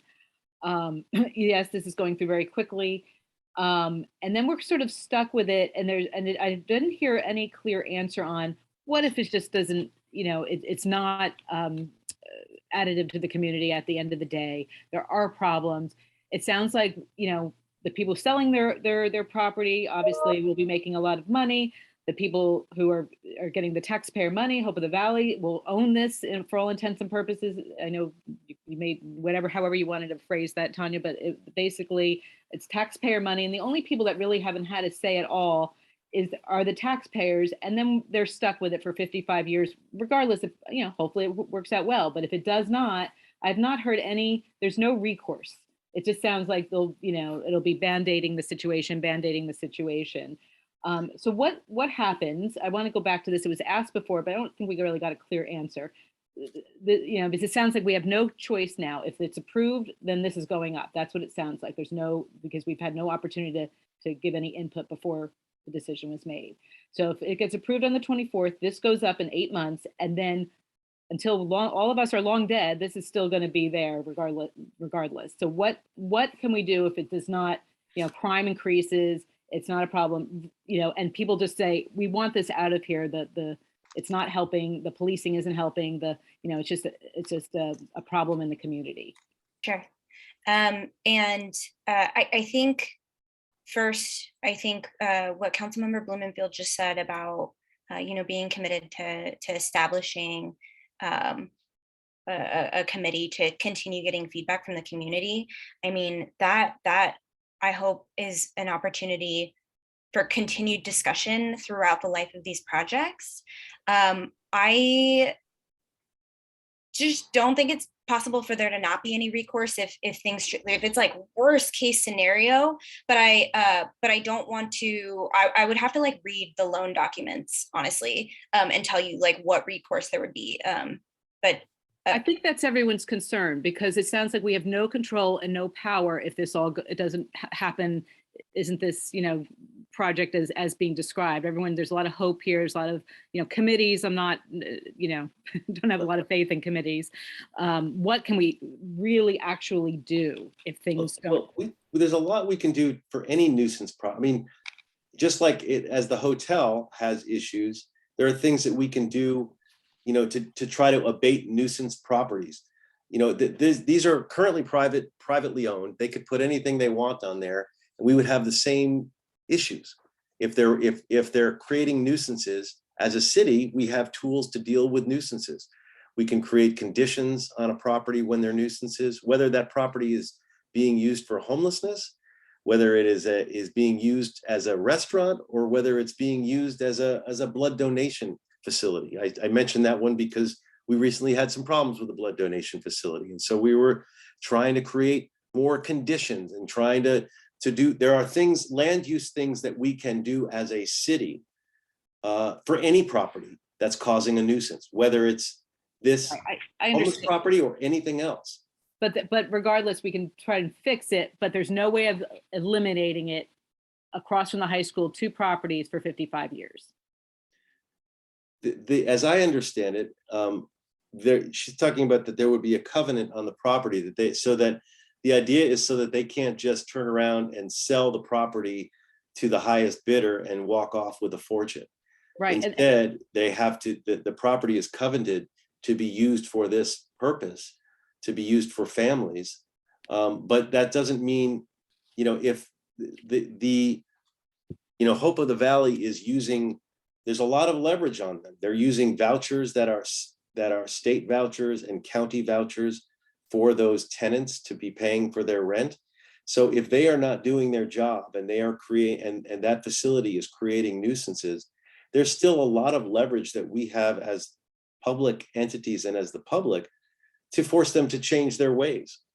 The covenant is a restriction on the units so that it's not a gift of public funds, so that they have to continue this public purpose.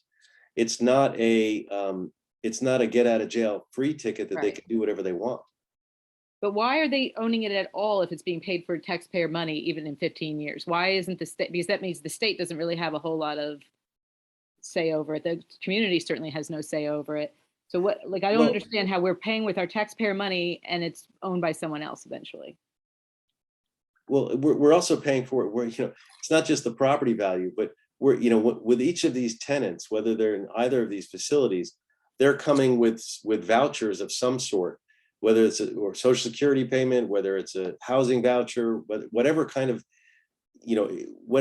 money that or benefit that they come with, that they're able to use to pay for their rent. And that's where a lot of leverage comes in. I don't know. I wasn't there. Maybe Tanya wants to talk about the ownership issue. I mean, I can imagine various reasons why the county doesn't want to own it, or and the service provider. But the other piece is that the service provider they're actually having to raise money. This isn't the property itself, and the money that they get from the rent that, from the different vouchers, is really not even enough to do the work that they do. They end up raising private funds to do what they do as well. So, I'm not as worried about them getting this sweetheart deal. I think they're a nonprofit that is constantly raising money and is trying to do good in our community. Right. No, I understand that. It's taxpayer money, it's our money funding this. And it's, for a large part, it's what, 30 million just for the 818, I understand. And yet we've had yet we're the only ones without a voice in this. And that's what I think you're hearing from everyone on this call. We've had no voice in it. It's our money paying for it. It's going across the street from where our children are. And I know everyone's intentions are good. And everyone, I'm not saying, but the reality is, you could say any property could go up and there'd be problems, but we know for a fact that, when with a homeless shelter or home, whatever you're calling it, there are going to be more problems. And so there's a million other locations. There's abandoned office buildings. There's so many other locations. Everyone says, why would we pick across the street from a high school and then be committed to it for 55 years? I mean, that's hard to get your head around. And we even had the LAPD officer who's read us off a litany of questions that he submitted to, I believe, Blumenfield's office, if I'm correct, Farnaz, about their concerns as far as public safety and so forth. And I don't know that any of those have been addressed. And we at the Taft community echo those sentiments. And we recognize, because research has been done about other schools that live, that are near homeless shelters where they've had lots of issues and been put on lockdown as a result of incidences at the other homeless location. Yeah, and by the way, that research that you're talking about homeless shelters, it's very different than what we're talking about here. This is not neither of these are homeless shelters in the definition of the word. Homeless shelter has traditionally meant a place where people go for shelter at night and then they leave in the morning. They're not really tracked well. We have homeless shelters throughout the city and they always have a lot of problems. Transitional housing is a little different in that someone is assigned specifically to a bed or a unit. They're there for months on end. They're tracked. They have service providers. It's a very different situation. And the clientele, families and seniors, is also very, very different. So it's important not to compare apples to oranges, but apples to apples. And there are apples to apples comparisons that we can make. And I raised that at the beginning of this. I did speak with Officer Dinsey, you're referring to, and I spoke to the captain. We had a good meeting about a lot of these issues. And I work very closely with them and want to make sure that all of our public safety issues are first and foremost. I mean, I get that. Again, it's not, we can always imagine a perfect place out in the desert or out somewhere. But the reality is, A, it's hard to get people to go to those places. And B, that's not, when this was an exhaustive process of which the taxpayers asked for. People have been clamoring for Project Home Key, and the voters have been very clear about that as well.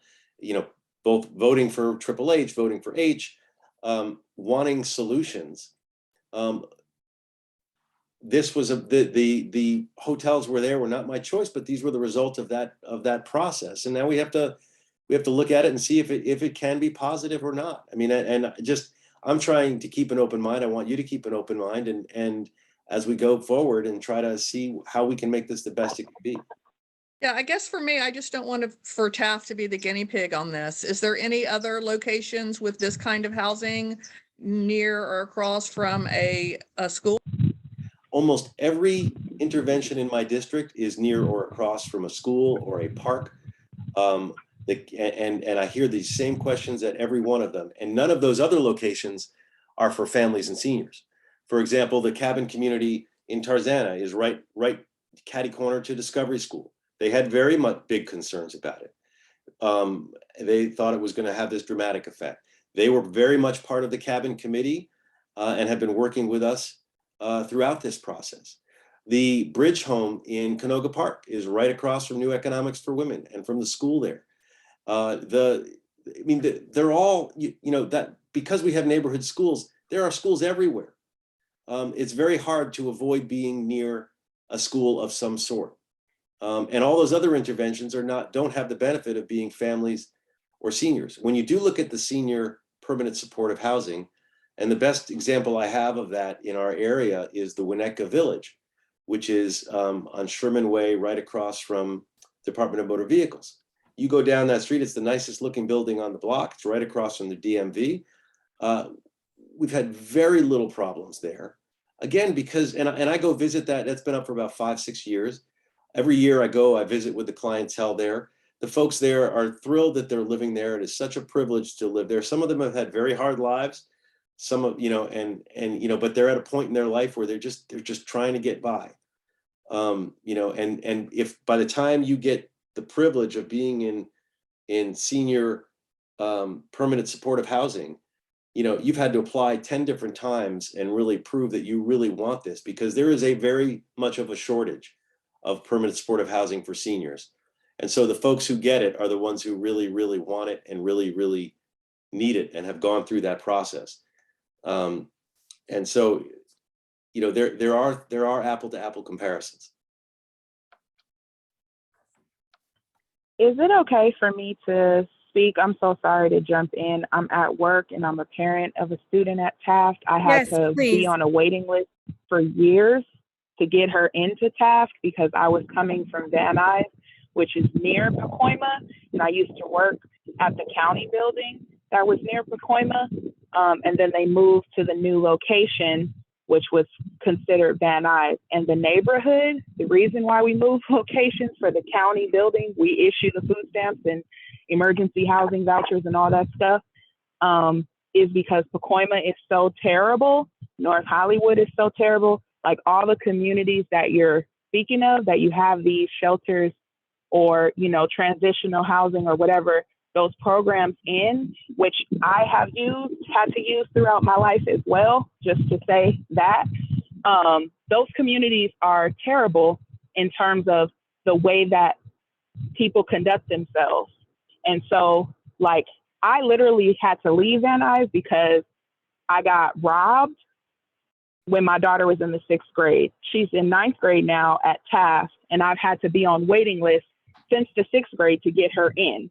Luckily, I've been able to afford to live in the area now, so it works out. If not, I would have had to apply for, you know, address transfers and things like that to even get her into the school.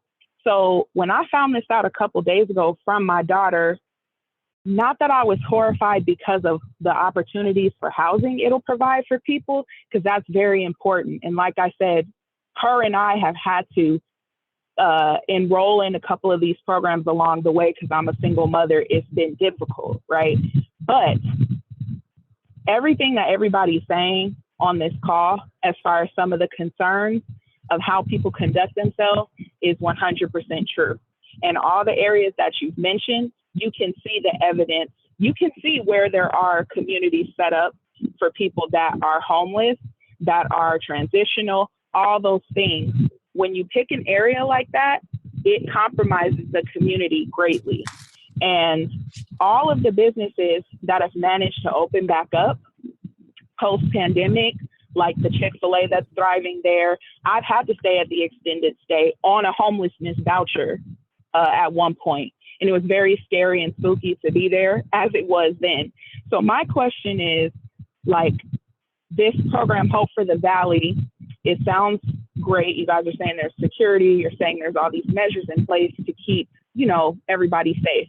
My question is, after the 15 years, or what is the time frame between when you guys will continue to run and control the program as you intend or hope to, and then when you will take a step back and let some other organization come in? Or are you saying that you yourself as an organization will manage this community for the next 55 years? That's a good question.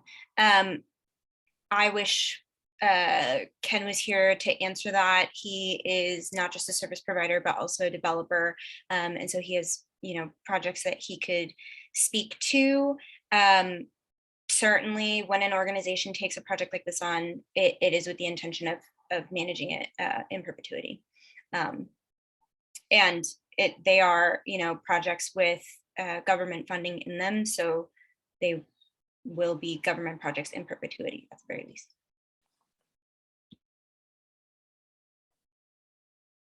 And thank you to whoever that was for sharing your thoughts and your experiences. That was really valuable and appreciated. Yes. Oh, no problem. Thank you guys for taking the time to answer. I really appreciate it. I just, like I said, I'm concerned as a parent because I've had to benefit from some of those services, but it was like, it's not enough. So they gave me a voucher for 7 days and it only covered 3 days because of the cost of the hotel. So the other 4 days I had to like figure something out. And I see the people parked in the Ralph's parking lot now across the street. I see the underpass situation that goes on right there on Ventura. Basically every underpass that's going on. We see a lot going on as it is. So if this would be an improvement because it's controlled, that's great. And I think that that's a very positive and ambitious, you know, measure to try to put in place. But the applications of it is going to be the issue.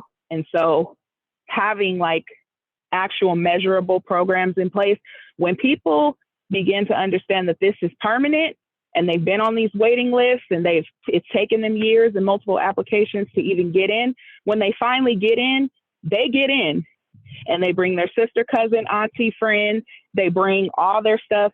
It's not like there's no sense of urgency to restabilize at that point, which someone said earlier. It's like, finally, I got my place.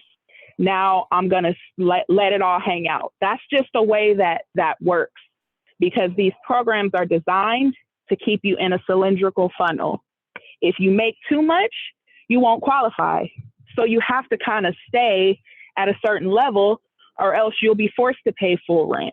And that's why I never myself applied for Section 8 or anything like that, because I didn't want to run through hoops, filling out forms and editing numbers and things like that to be able to qualify for these programs, because then it would keep me in a loop and I would never try to be greater. And I work across the street from the new dealership that's going up, which is, you know, adjacent to the extended stay. And I have to pay for all this stuff. It's not cheap. But as an enterprising person, what has helped me is like basically making too much money to continue qualifying for these programs. So if it was something more transitional, where it's like, look, you have this amount of time, like I saw on the website for Hope for the Valley, I think that would make a little bit more sense. But it being permanent, that means that people are going to get in and they're going to relax and let it all hang out. That's just the way it goes. As a former county worker who would issue these benefits and vouchers, and who has also received said vouchers and benefits, I'm just telling you how it goes. So that's my concern. Thank you so much for sharing your experience and your concern. It's really helpful, I think, for all of us here to hear you. What you said. And one other thing I think that we need to be concerned about is our property values. If this goes south, it's going to destroy everyone's property values in the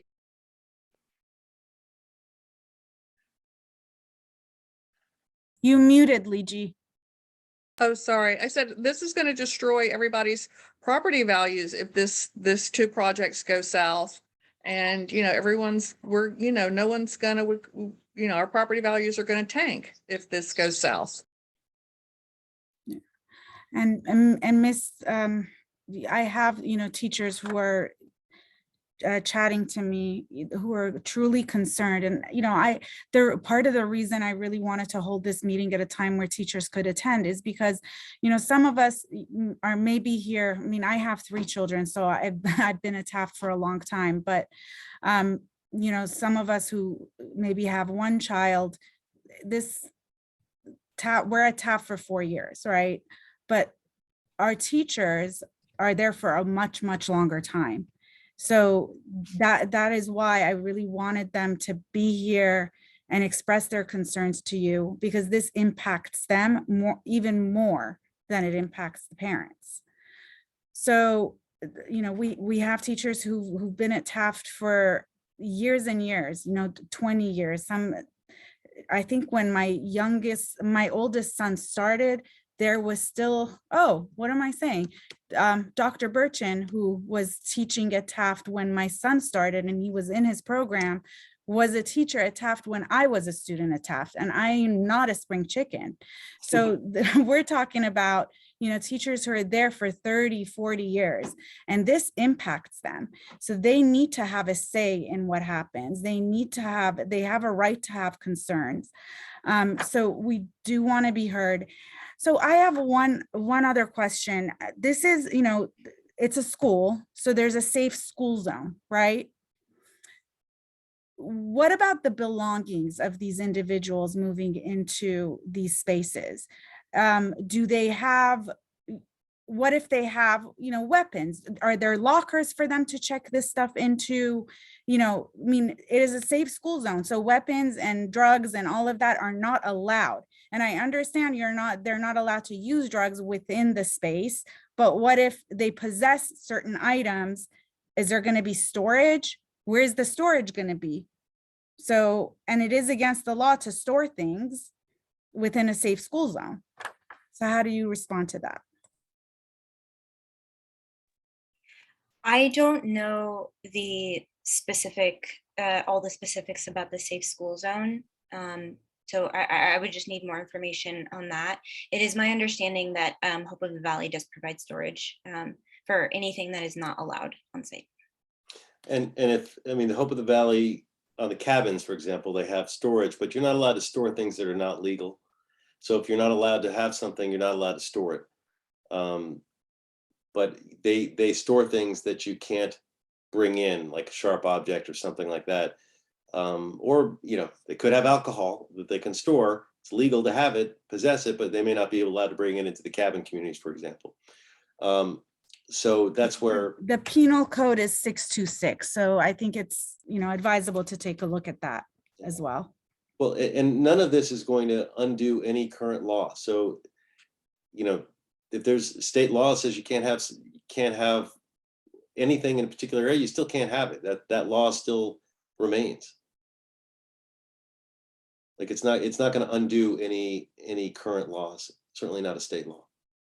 Just the presence of having a facility.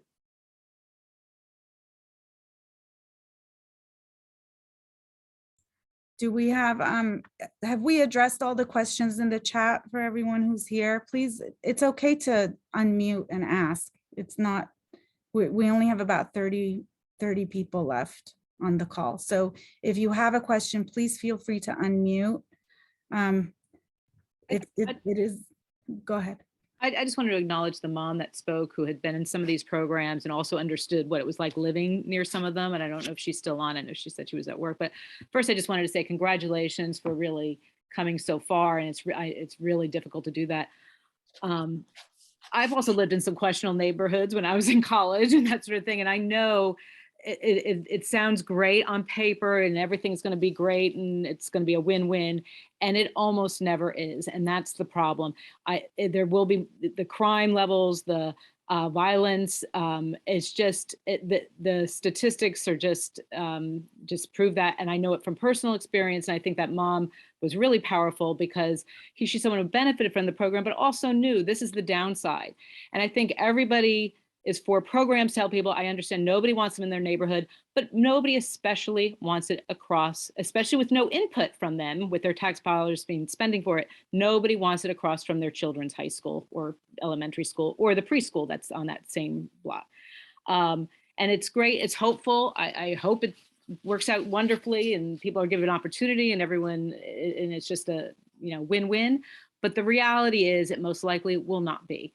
And that's the problem. And then we're stuck with it for 55 years. And so with no, again, no input from us beforehand, and we'll have very limited, committees are not going to solve it, and all, a lot of discussions and that sort of thing aren't going to solve the problems once they emerge. And I think that's where everyone is coming from. Things on paper look one way on paper, the reality is much different. And I think everyone just wanted to be represented before the decision was made. But it sounds like as long as it's approved, and it sounds like Mr. Blumenthal, that you said you weren't involved with this. Anyone could apply for it and get approved for it, and then nobody in the community has a say in it, which does not seem correct when our tax dollars are paying for it. Can I respond to a couple things? One, if the city is successful and if the extended stay, the 4 extended stays are funded, then we would have a process working to figure out who the service provider was, and there would be time for additional input. So, you know, I don't think that that the input is closed the way that you're saying that there's no input, because this is part of that process today, but also as we move on the city side to figuring out the details of what, the only detail that's really solid is because I put it into the application as a requirement, is that the extended stay would have to be for seniors. But now, if the money comes in to buy it, we can then work with you all on you know what the requirements would look like for the service provider and all of those good things that you would want to see in the deal ultimately. So there's time for us to work on those kinds of things. You know, and also responding to what the earlier woman who had some experience was saying, you know, she was saying that she thought it would be best if it wasn't permanent, if there was transitional. Well, that's the case with the family site, certainly the county 818. But the senior site, it is a permanent housing.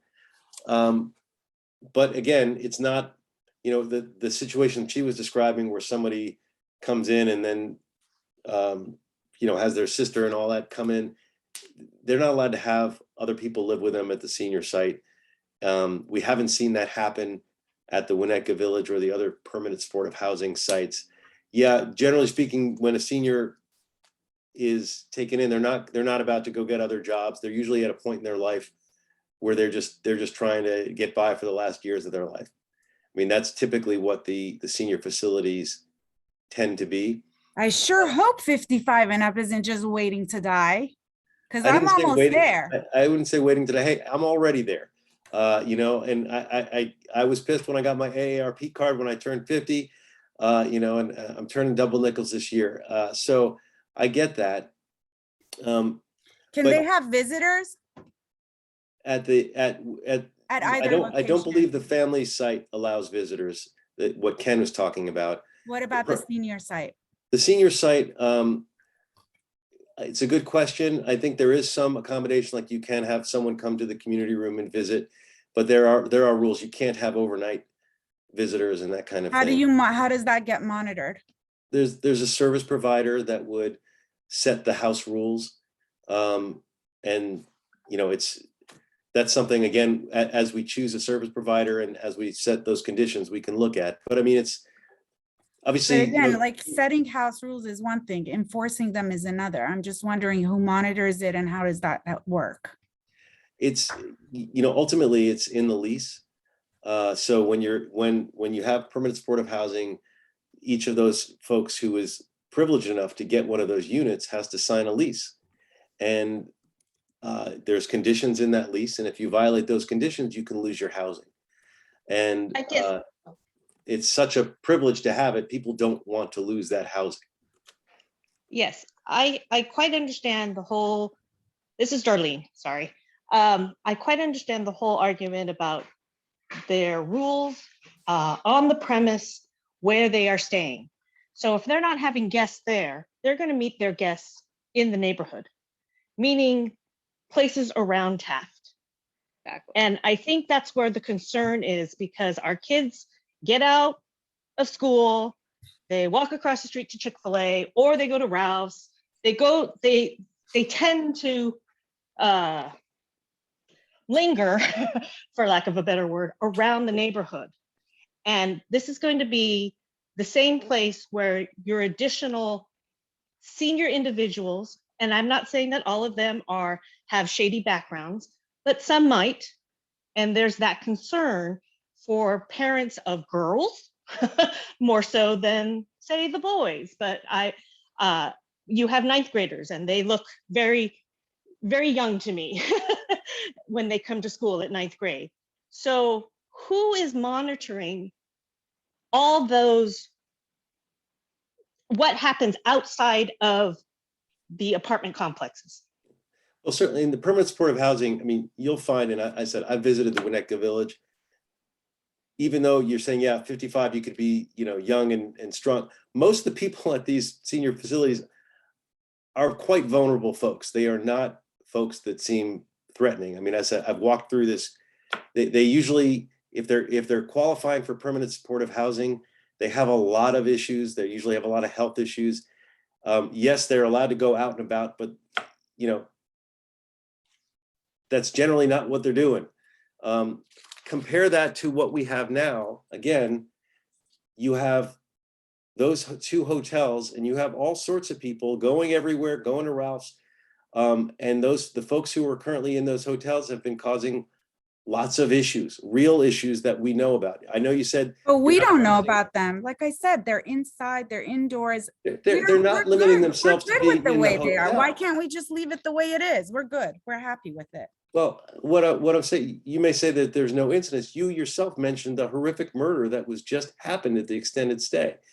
So it's not like this, and those folks are going to Ralph's and they're going to other places and they're in and out every day. You could have the exact right. Part of it is let's not do anything about homelessness. Keep the situation the way it is. There's no guarantee that those people are not pedophiles and all sorts of the other things that we fear. I would actually say there's a much greater likelihood that someone who's at that extended stay or at that 818 is a predator than you're going to find at the family place or at So the how are you school going, permanent support. you didn't answer the question. How will that be screened for? How will what be screened for? Whether or not they're, a sex offender. Well, there is a sex offender list, as you know. Yes. And if you can't have a sex offender within a certain proximity to a school. So if it's within the same, if those laws all apply. I understand. Who is going to enforce the laws? The service. See, there's one thing to have, it's one thing to have laws. We have all kinds of laws. It's another thing to enforce them. And it's another thing to have a DA who's actually going to prosecute or, not let people out in 5 seconds. There's a lot of big societal issues that you're mentioning, and I don't disagree with you on a lot of them. As those of you know me, I very much want to see those issues resolved. But in terms of the we want to give the police the power that they can have. We want to support our police. In terms of the vetting of certain things, that's the condition of the lease, and that's also a condition of the Hope of the Valley does basic screens when they bring people in. They do that with the cabin communities because they're near schools, and that's part of their process. It's not, it's a lot of the folks who are coming to these places have had hard lives and have had a lot of issues, but again, generally by the time they're at the stage where they're going to go to the permanent supportive housing, or if you're in a family unit, you're trying to get your life together. One question I want to ask, we're talking about that one being the senior and the other one being a family. If in 2 years you guys or someone decides, oh, we don't want it to be senior housing, the senior housing need isn't there, or we need more space for individuals, can it just magically change without any discussion or input like what's happening now? Or does it have to stay for the 55 years that we're committed to that? I'll let Tanya talk about the 818 because that's the county. But. Yeah, I think the second half of that question is I would have to look into that if the covenant would specify that it's for units. So that's like something that eventually I could answer. I can't answer that right now, whether it has to be families for 55 years. I think I'm pretty sure it does. No, it's not going to change within 2 years. And we're not going to, the need to house families and seniors is not going to change within 2 years. I really wish I could say it will, right? Like I wish we could say that we're going to house everyone in 2 years. And are we getting the contact information for the people who are actually making the decisions so that we can speak to them to let them know about our thoughts and feelings and our objection to these projects?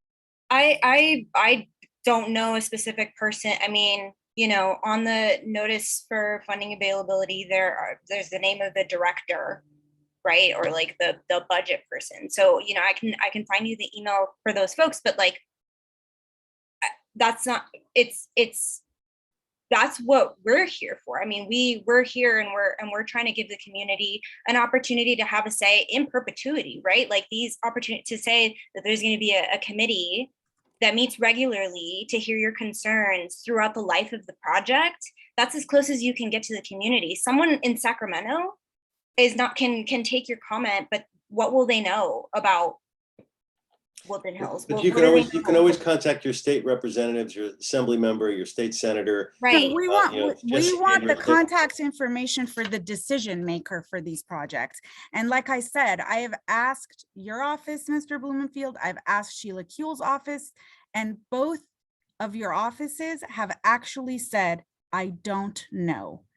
And I find it very, very, very hard to believe that neither of you know who is making this decision.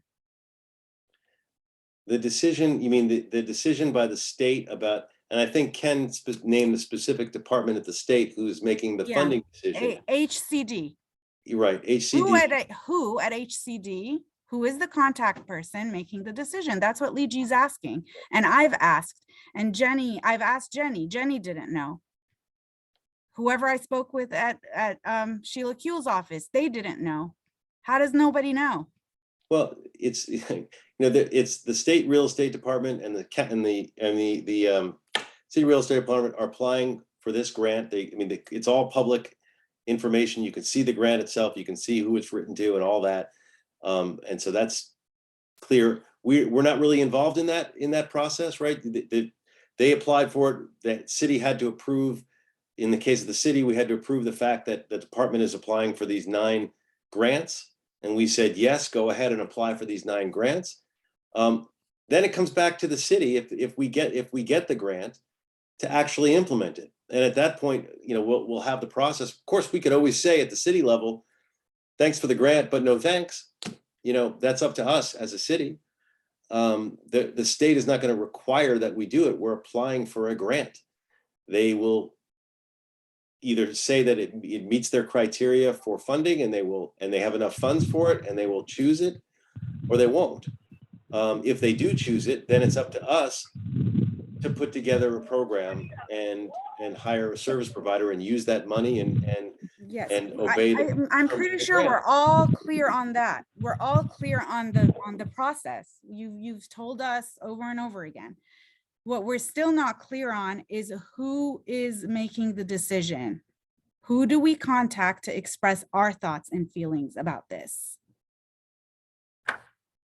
Well, and and are you, the public officials that are on this call with us, are you going to go to the powers that be above you who are making the decision and say, the Taft community has serious concerns and they are objecting to this, to locations being across the street from their school and their community? And I would just like to add to that, Liji's question, because also it was presented before like, oh, if we get the funding, it's a done deal. But it sounds like, no, we can reject it and say, no, we have thanks for the funding, but we do not approve of these projects.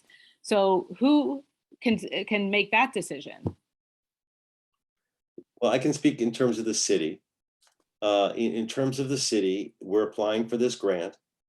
We have to then, if we accept the grant, we then set up the conditions of, our service provider. And if there's no service provider that meets our conditions to our satisfaction, then we don't have to move forward with it.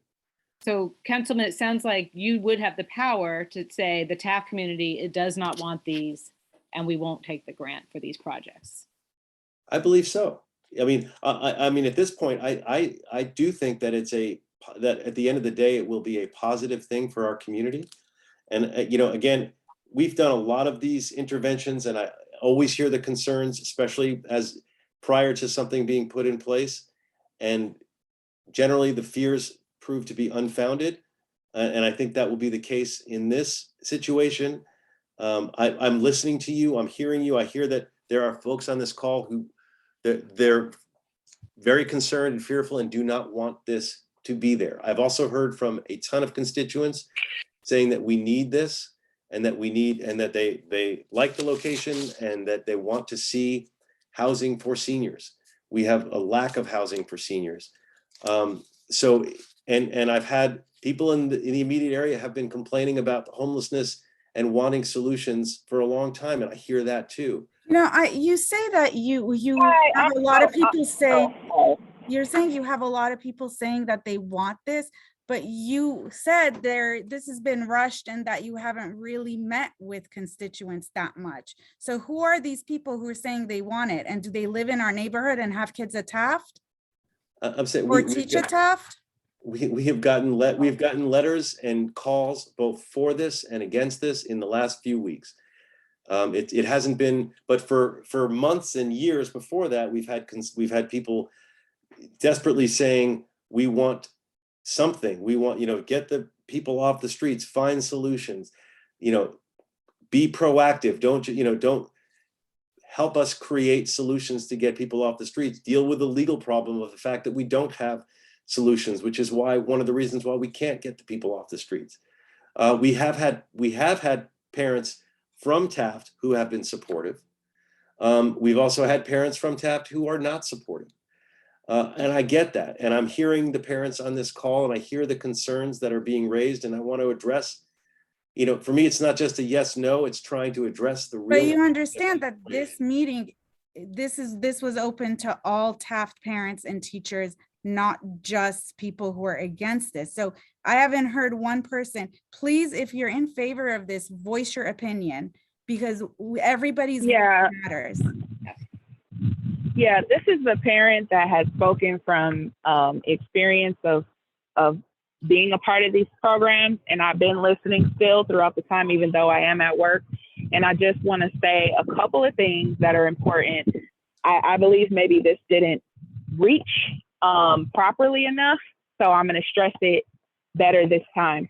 There's a very specific type of psyche that goes with permanent low income or free housing that you have to be able to even qualify for all of these programs. I'm saying that from personal experience, from being the issuer of said benefits, from having family members and friends along my life that have been in these programs. Another important thing is a lot of the people that get approved for these permanent housing, they indicate that they have mental illness, and then they're pushed to the top of the list. So that's kind of like a cheat code versus a person like me who had applied and was told I would be on the list for 8 years. So that's part of what led to my decision to say, I'm gonna have to just figure it out, start a business, whatever I have to do. And thankfully, I've been successful to be able to, again, afford housing and afford overhead of opening a location and all these things. But I don't have the psyche and the dedication to run through the hoops that's required to stay within these programs, to stay on a waiting list for years. Nor would I plead mental illness to go to the top of the list because I have a child. But I'm telling you, there are very specific types of people who usually typically are involved in these programs. There are always going to be the people like me, the anomalies that are in need and that really do need the help. Not that no one needs it. And another thing, we are all, I believe, in favor of ending homelessness, especially for seniors and families. So that is not the issue. We would love to see everybody housed. I would have loved to have a permanent low-income housing, but I just turned down an application for low-income housing for a waiting list I've been on for 3 years because I went on the website and looked at the reviews of the apartment, and it's a luxury building, rooftop, pool, all this stuff. I went on the apartment website and read the reviews, the crime, the dirty environment that's been created because of bringing in low income people. It's a certain mentality. Anything you work for yourself, you value more. If something is given to you, you treat it like whatever. That's just how human beings are engineered typically. And so when you give someone housing for $600, right? It's a $3,000 house for everyone else, but it's $600 for them. They treat it like it's $600. I'm telling you this from experience. And I've been on a waiting list for 3 years waiting for this apartment in this luxury building. And I turned it down because they required me to make less than $40,000 a year between myself and my partner. And I don't, right? And that's even through COVID. The type of people that are making less than $40,000 or $30,000 a year that would qualify for these programs and that are going to get rent for $600, it's going to be a struggle for them to come up with $600 because they're not enterprising. They're not motivated to get out of that cycle. They've been waiting for their ship to come in. And the idea that they can get permanent housing for $600 a month when the person next to them has to pay $3,000 a month means that they're going to treat it as such. So that's my concern of having a 14-year-old daughter that looks 18, and I'm a single parent, I'm working, I have 2 jobs, and I have to send her home on the bus. So she goes across the street after school to Chick-fil-A, waits for the bus, which sometimes is late, so they miss it. And after a certain time of day, I don't let her ride the bus because it's a different crowd that gets on the bus. The homeless crowd, the people that are on drugs, the people that have mental illness that goes unaddressed, those are the people that get on the bus after a certain hour of the day. So I don't even want her to ride to our house across the street from the mall, which is a clean, nice area, after a certain area from Taft High School. And again, this is not me saying anything against that community. They need these services. They don't need them across the street from a high school in an area like Woodland Hills that people like me have done their best to move to get away from those other types of areas that I was run out of trying to keep myself and my daughter safe. So it's not an issue of needing it. It's not an issue of us not wanting it as a community. We want it. We don't want it across the street from the high school, one of the best high schools in the area, because it doesn't make sense. Yes, it's going to drive property values down. It's going to compromise the safety of our children, of the staff. It's going to compromise the area as a whole. That's just what it's going to do. And I'm telling you this as a former participant. I'm telling you the truth. These are facts. This is not my opinion.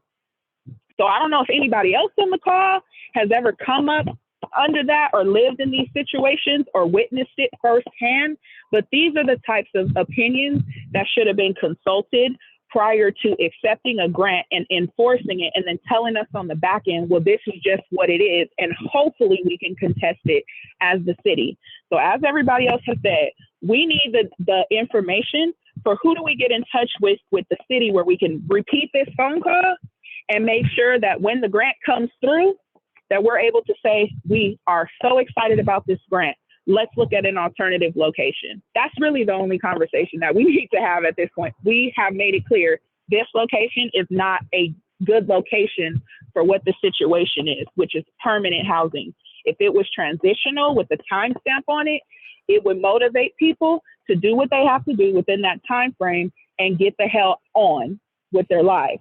But because it's permanent, it comes with a different mindset. And I'm telling you, watch, it's going to change the community. And if you don't believe me, go on Avalon in Hollywood, Avalon at La Petra Place. Look up those reviews. Any Avalon apartments, actually, Avalon or Avalon Bay communities, they provide 5% of their units to low-income people.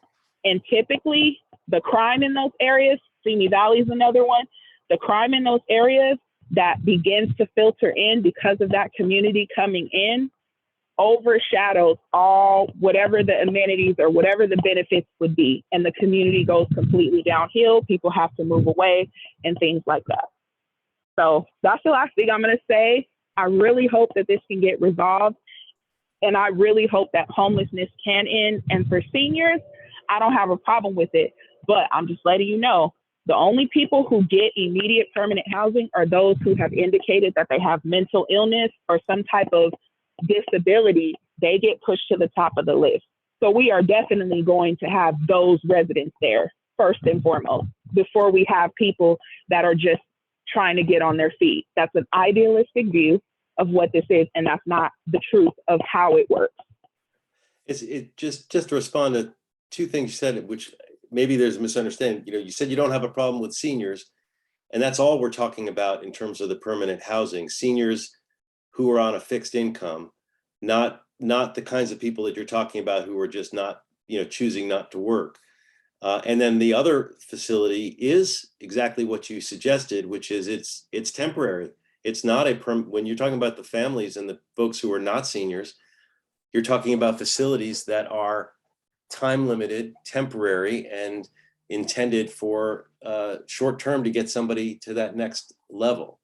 So I know you're opposed to it, but in an odd way, you actually just, as I heard it, we're actually making some arguments for it, because you're saying that the temporary one is better because it's not going to have that mentality because it's short term. And then you said you don't have a problem with seniors. And seniors No, are what we're talking about. Please hear the part that she said, it's not a good idea across the street from a high school. You need to hear that, please. For 1 second, I hear Mr. that. Blumenfield, please, for 1 second, step away from being a politician and speaking like a politician and listen to what this woman has to say. This mom is telling you that across the street from a high school, there is no one here who disagrees that we need to house our homeless, okay? Hear what she's saying. She's saying across the street from Taft is a bad idea. That's all we're saying. It's a bad idea. Find a different location. That's what she said. That's it, and that's all. That's it, and that's all. And I appreciate what you said, Mr. Blumenfield. I wasn't aware. I thought that all of it was permanent. So thanks for making me aware of that.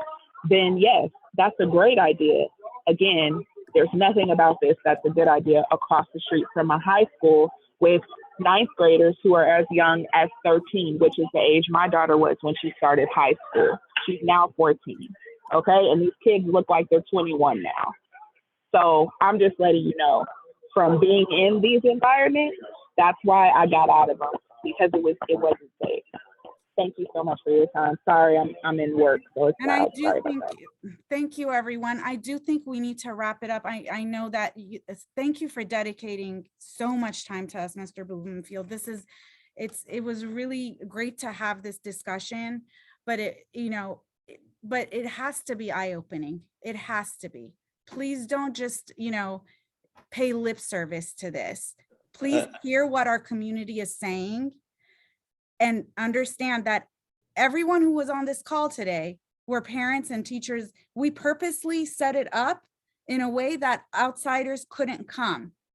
Okay, these are the voices of our parents and our teachers. Please hear them and understand them. And obviously the discussion needs to continue if the grant is provided, but at the end of the day, having 2 of these is even worse. It's about 100 times worse than even having 1. Agree. So thank you. Yes, thank you. Hear us, but also represent us. Represent us. I hear you. I really do hear you. I hear that there's a lot of fear about having it across the street, even though, and that you don't want it. I hear you saying that. You don't want it. It doesn't matter how many lanes of traffic there are. The fact that it's within proximity of a school makes it a problem, and I get that. And I hear that. And I said I've heard that in every intervention that we've had. I've heard that exact same thing, and I hear it here as well. I don't. Again, this is not the ideal place. This is not where I chose or where I would choose. But I also have to hear what the overall situation is. We're going to have to take it as it comes and work with you all as we move forward. If I can say one thing. Yes, you said we do have the opportunity. Just because we get the grant, it does not have to be accepted. So even though you didn't choose it, you have the power to reject it. So you do have the power to make a decision to say this is not the right choice for the community across from the high school. Let's find another location. So it was presented very differently. Let's find another location. It's a grant. If you don't get the grant, you don't get to take that money and apply it somewhere else. No, but you can find another location and apply for another grant. And it's just so you know, we've been talking about trying to find locations in Woodland Hills for years. And every time I go to the neighborhood council, the homeowners, I say, come up with locations. We've scoured, my staff has asked every hotel in the area about whether or not they would be interested in something like this. And we have come up short. The housing department did this whole thing. The only reason why this one came up, the extended stay, was because there was some big deal with the extended stay owners about 4 different locations. So it's not like there's a lot of sites that just come up. It's not so easy to just say there's some better place. There's no good place. I mean, I know everyone imagines that there's some, industrial corridor that's surrounded by businesses that don't, that aren't going to care, and that's a great place to put seniors or families. But we, having been through this for years, those places are few and far between, and as soon as you find one of those, you try to make something happen there as well. But we've set up interventions in every one of my communities, in Reseda, Winnetka, Canoga Park, Tarzana. The one place we haven't found an intervention yet is in Woodland Hills, and it's very difficult to find one. And I don't know that this is ideal, and I hear what you're saying. And I want to continue the dialogue, but I also hear loud and clear people have been screaming about homelessness and that we need to have interventions. And I also know that there are lives on the line, and families and seniors that are, that 4 or 5 people are dying on the streets of homelessness every day. That's a real thing as well, and we have to balance all of those things together. But I hear you, and I will continue this conversation with you. And I think it's been productive, and I do appreciate you giving me the time. And again, this isn't the end of the conversation, it's really the beginning.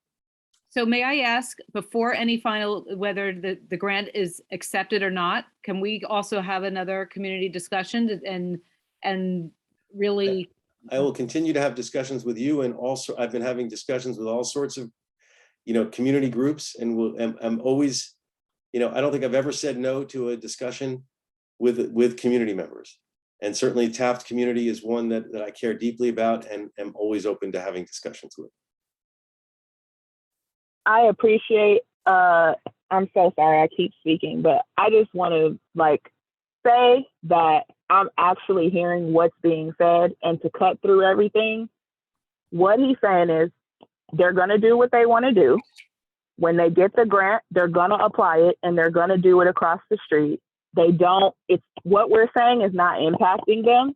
So it sounds like our only hope as parents and teachers would be to band together on our own and figure out a different means of approaching this from the city to see if we can stop it at that level. Other than that, he said he's heard the same complaints and whining and fear and all of this from other communities, and they went forward anyway. That's what I've heard throughout the call. I don't know what you guys have heard, but that's very clear to me from what he's saying, and that this conversation is a formality just to say that we met and they heard our concerns.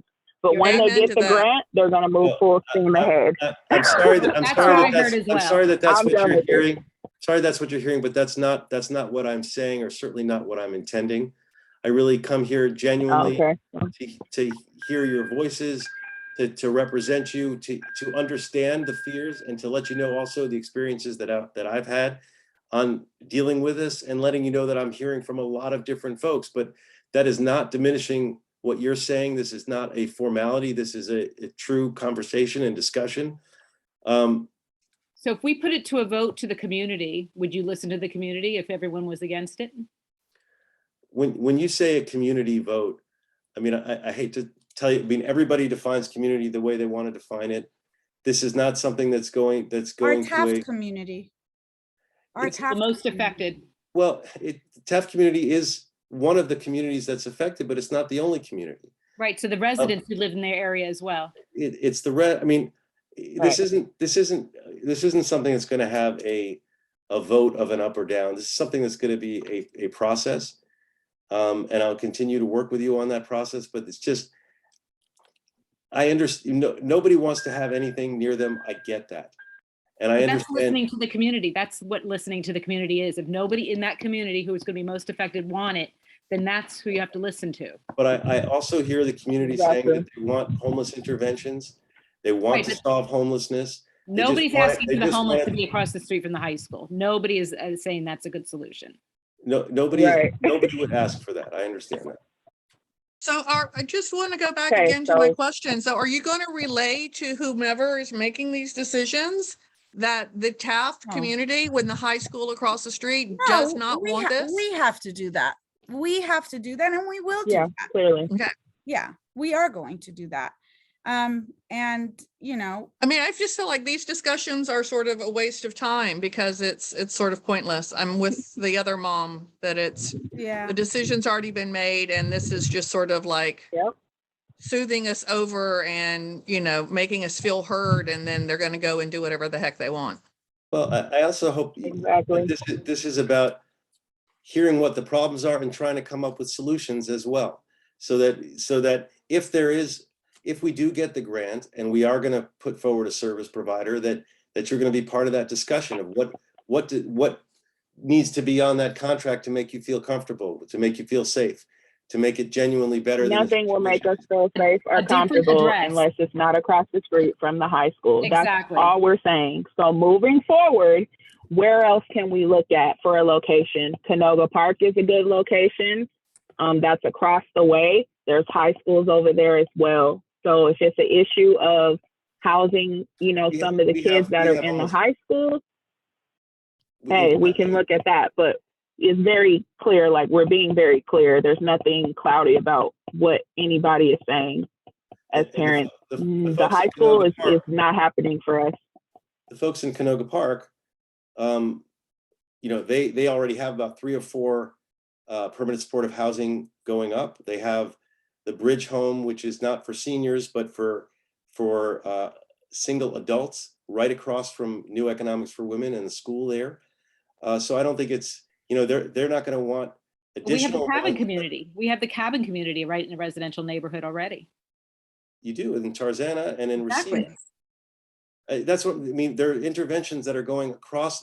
There's 60,000 homeless people in the Los Angeles region.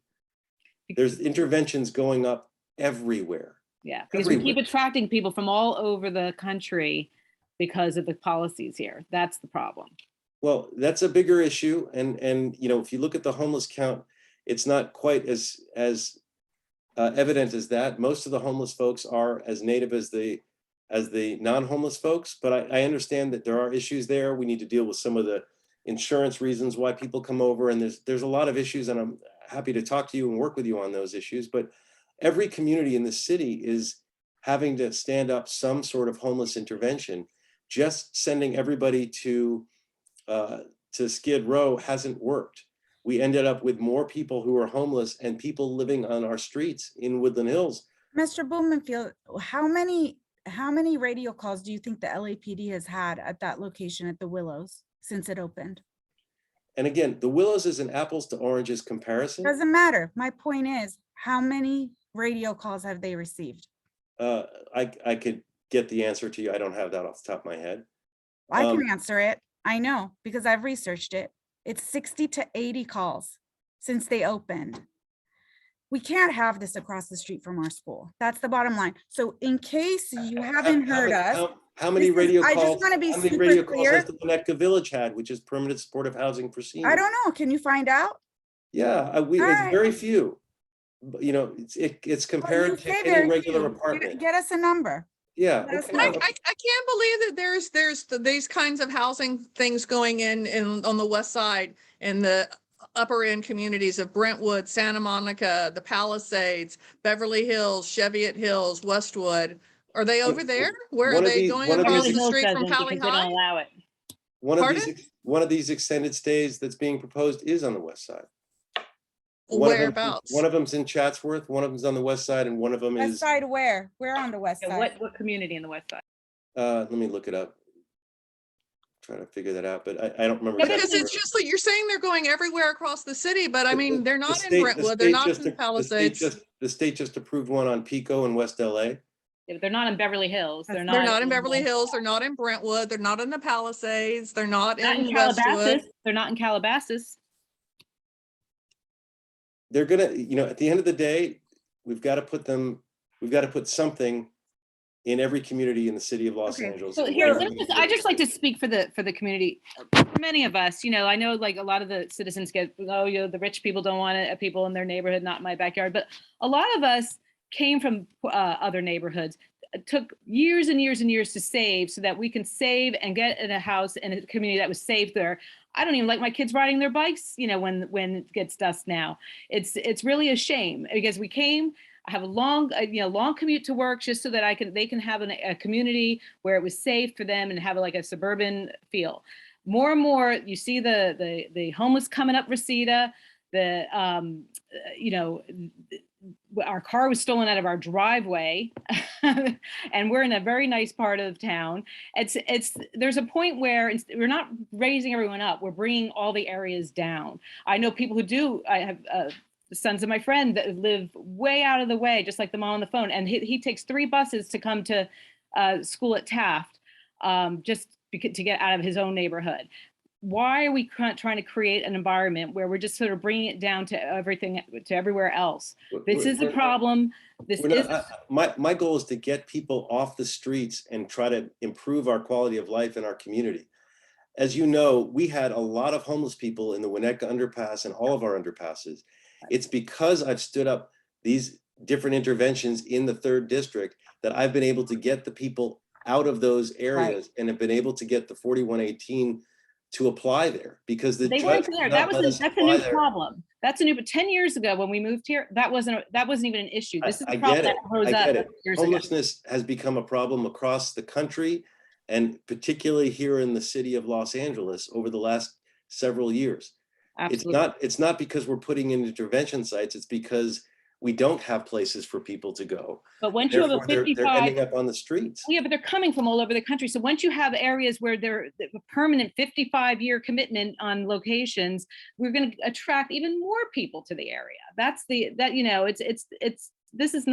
These are band-aids. These are not solutions to the homeless problem. We need a lot more mental help. We need addiction help on all of that. I totally agree with you on that. We need the mental health, we need the addiction, we need the services. And having a homeless shelter on everyone's 3 blocks from where everyone might live is not the answer. It's just not the proximity to the school. It's just unbelievable. And we're not talking about a homeless shelter. I mean, that's, well, we can talk semantics, but it's the same. It's a lot more than semantics. I mean, as I said, I'm the one who pushed to have this be families instead of just a generic one, and I'm the one who pushed to make sure that it would be seniors and not just a generic for adults. So I'm obviously sympathetic to that. And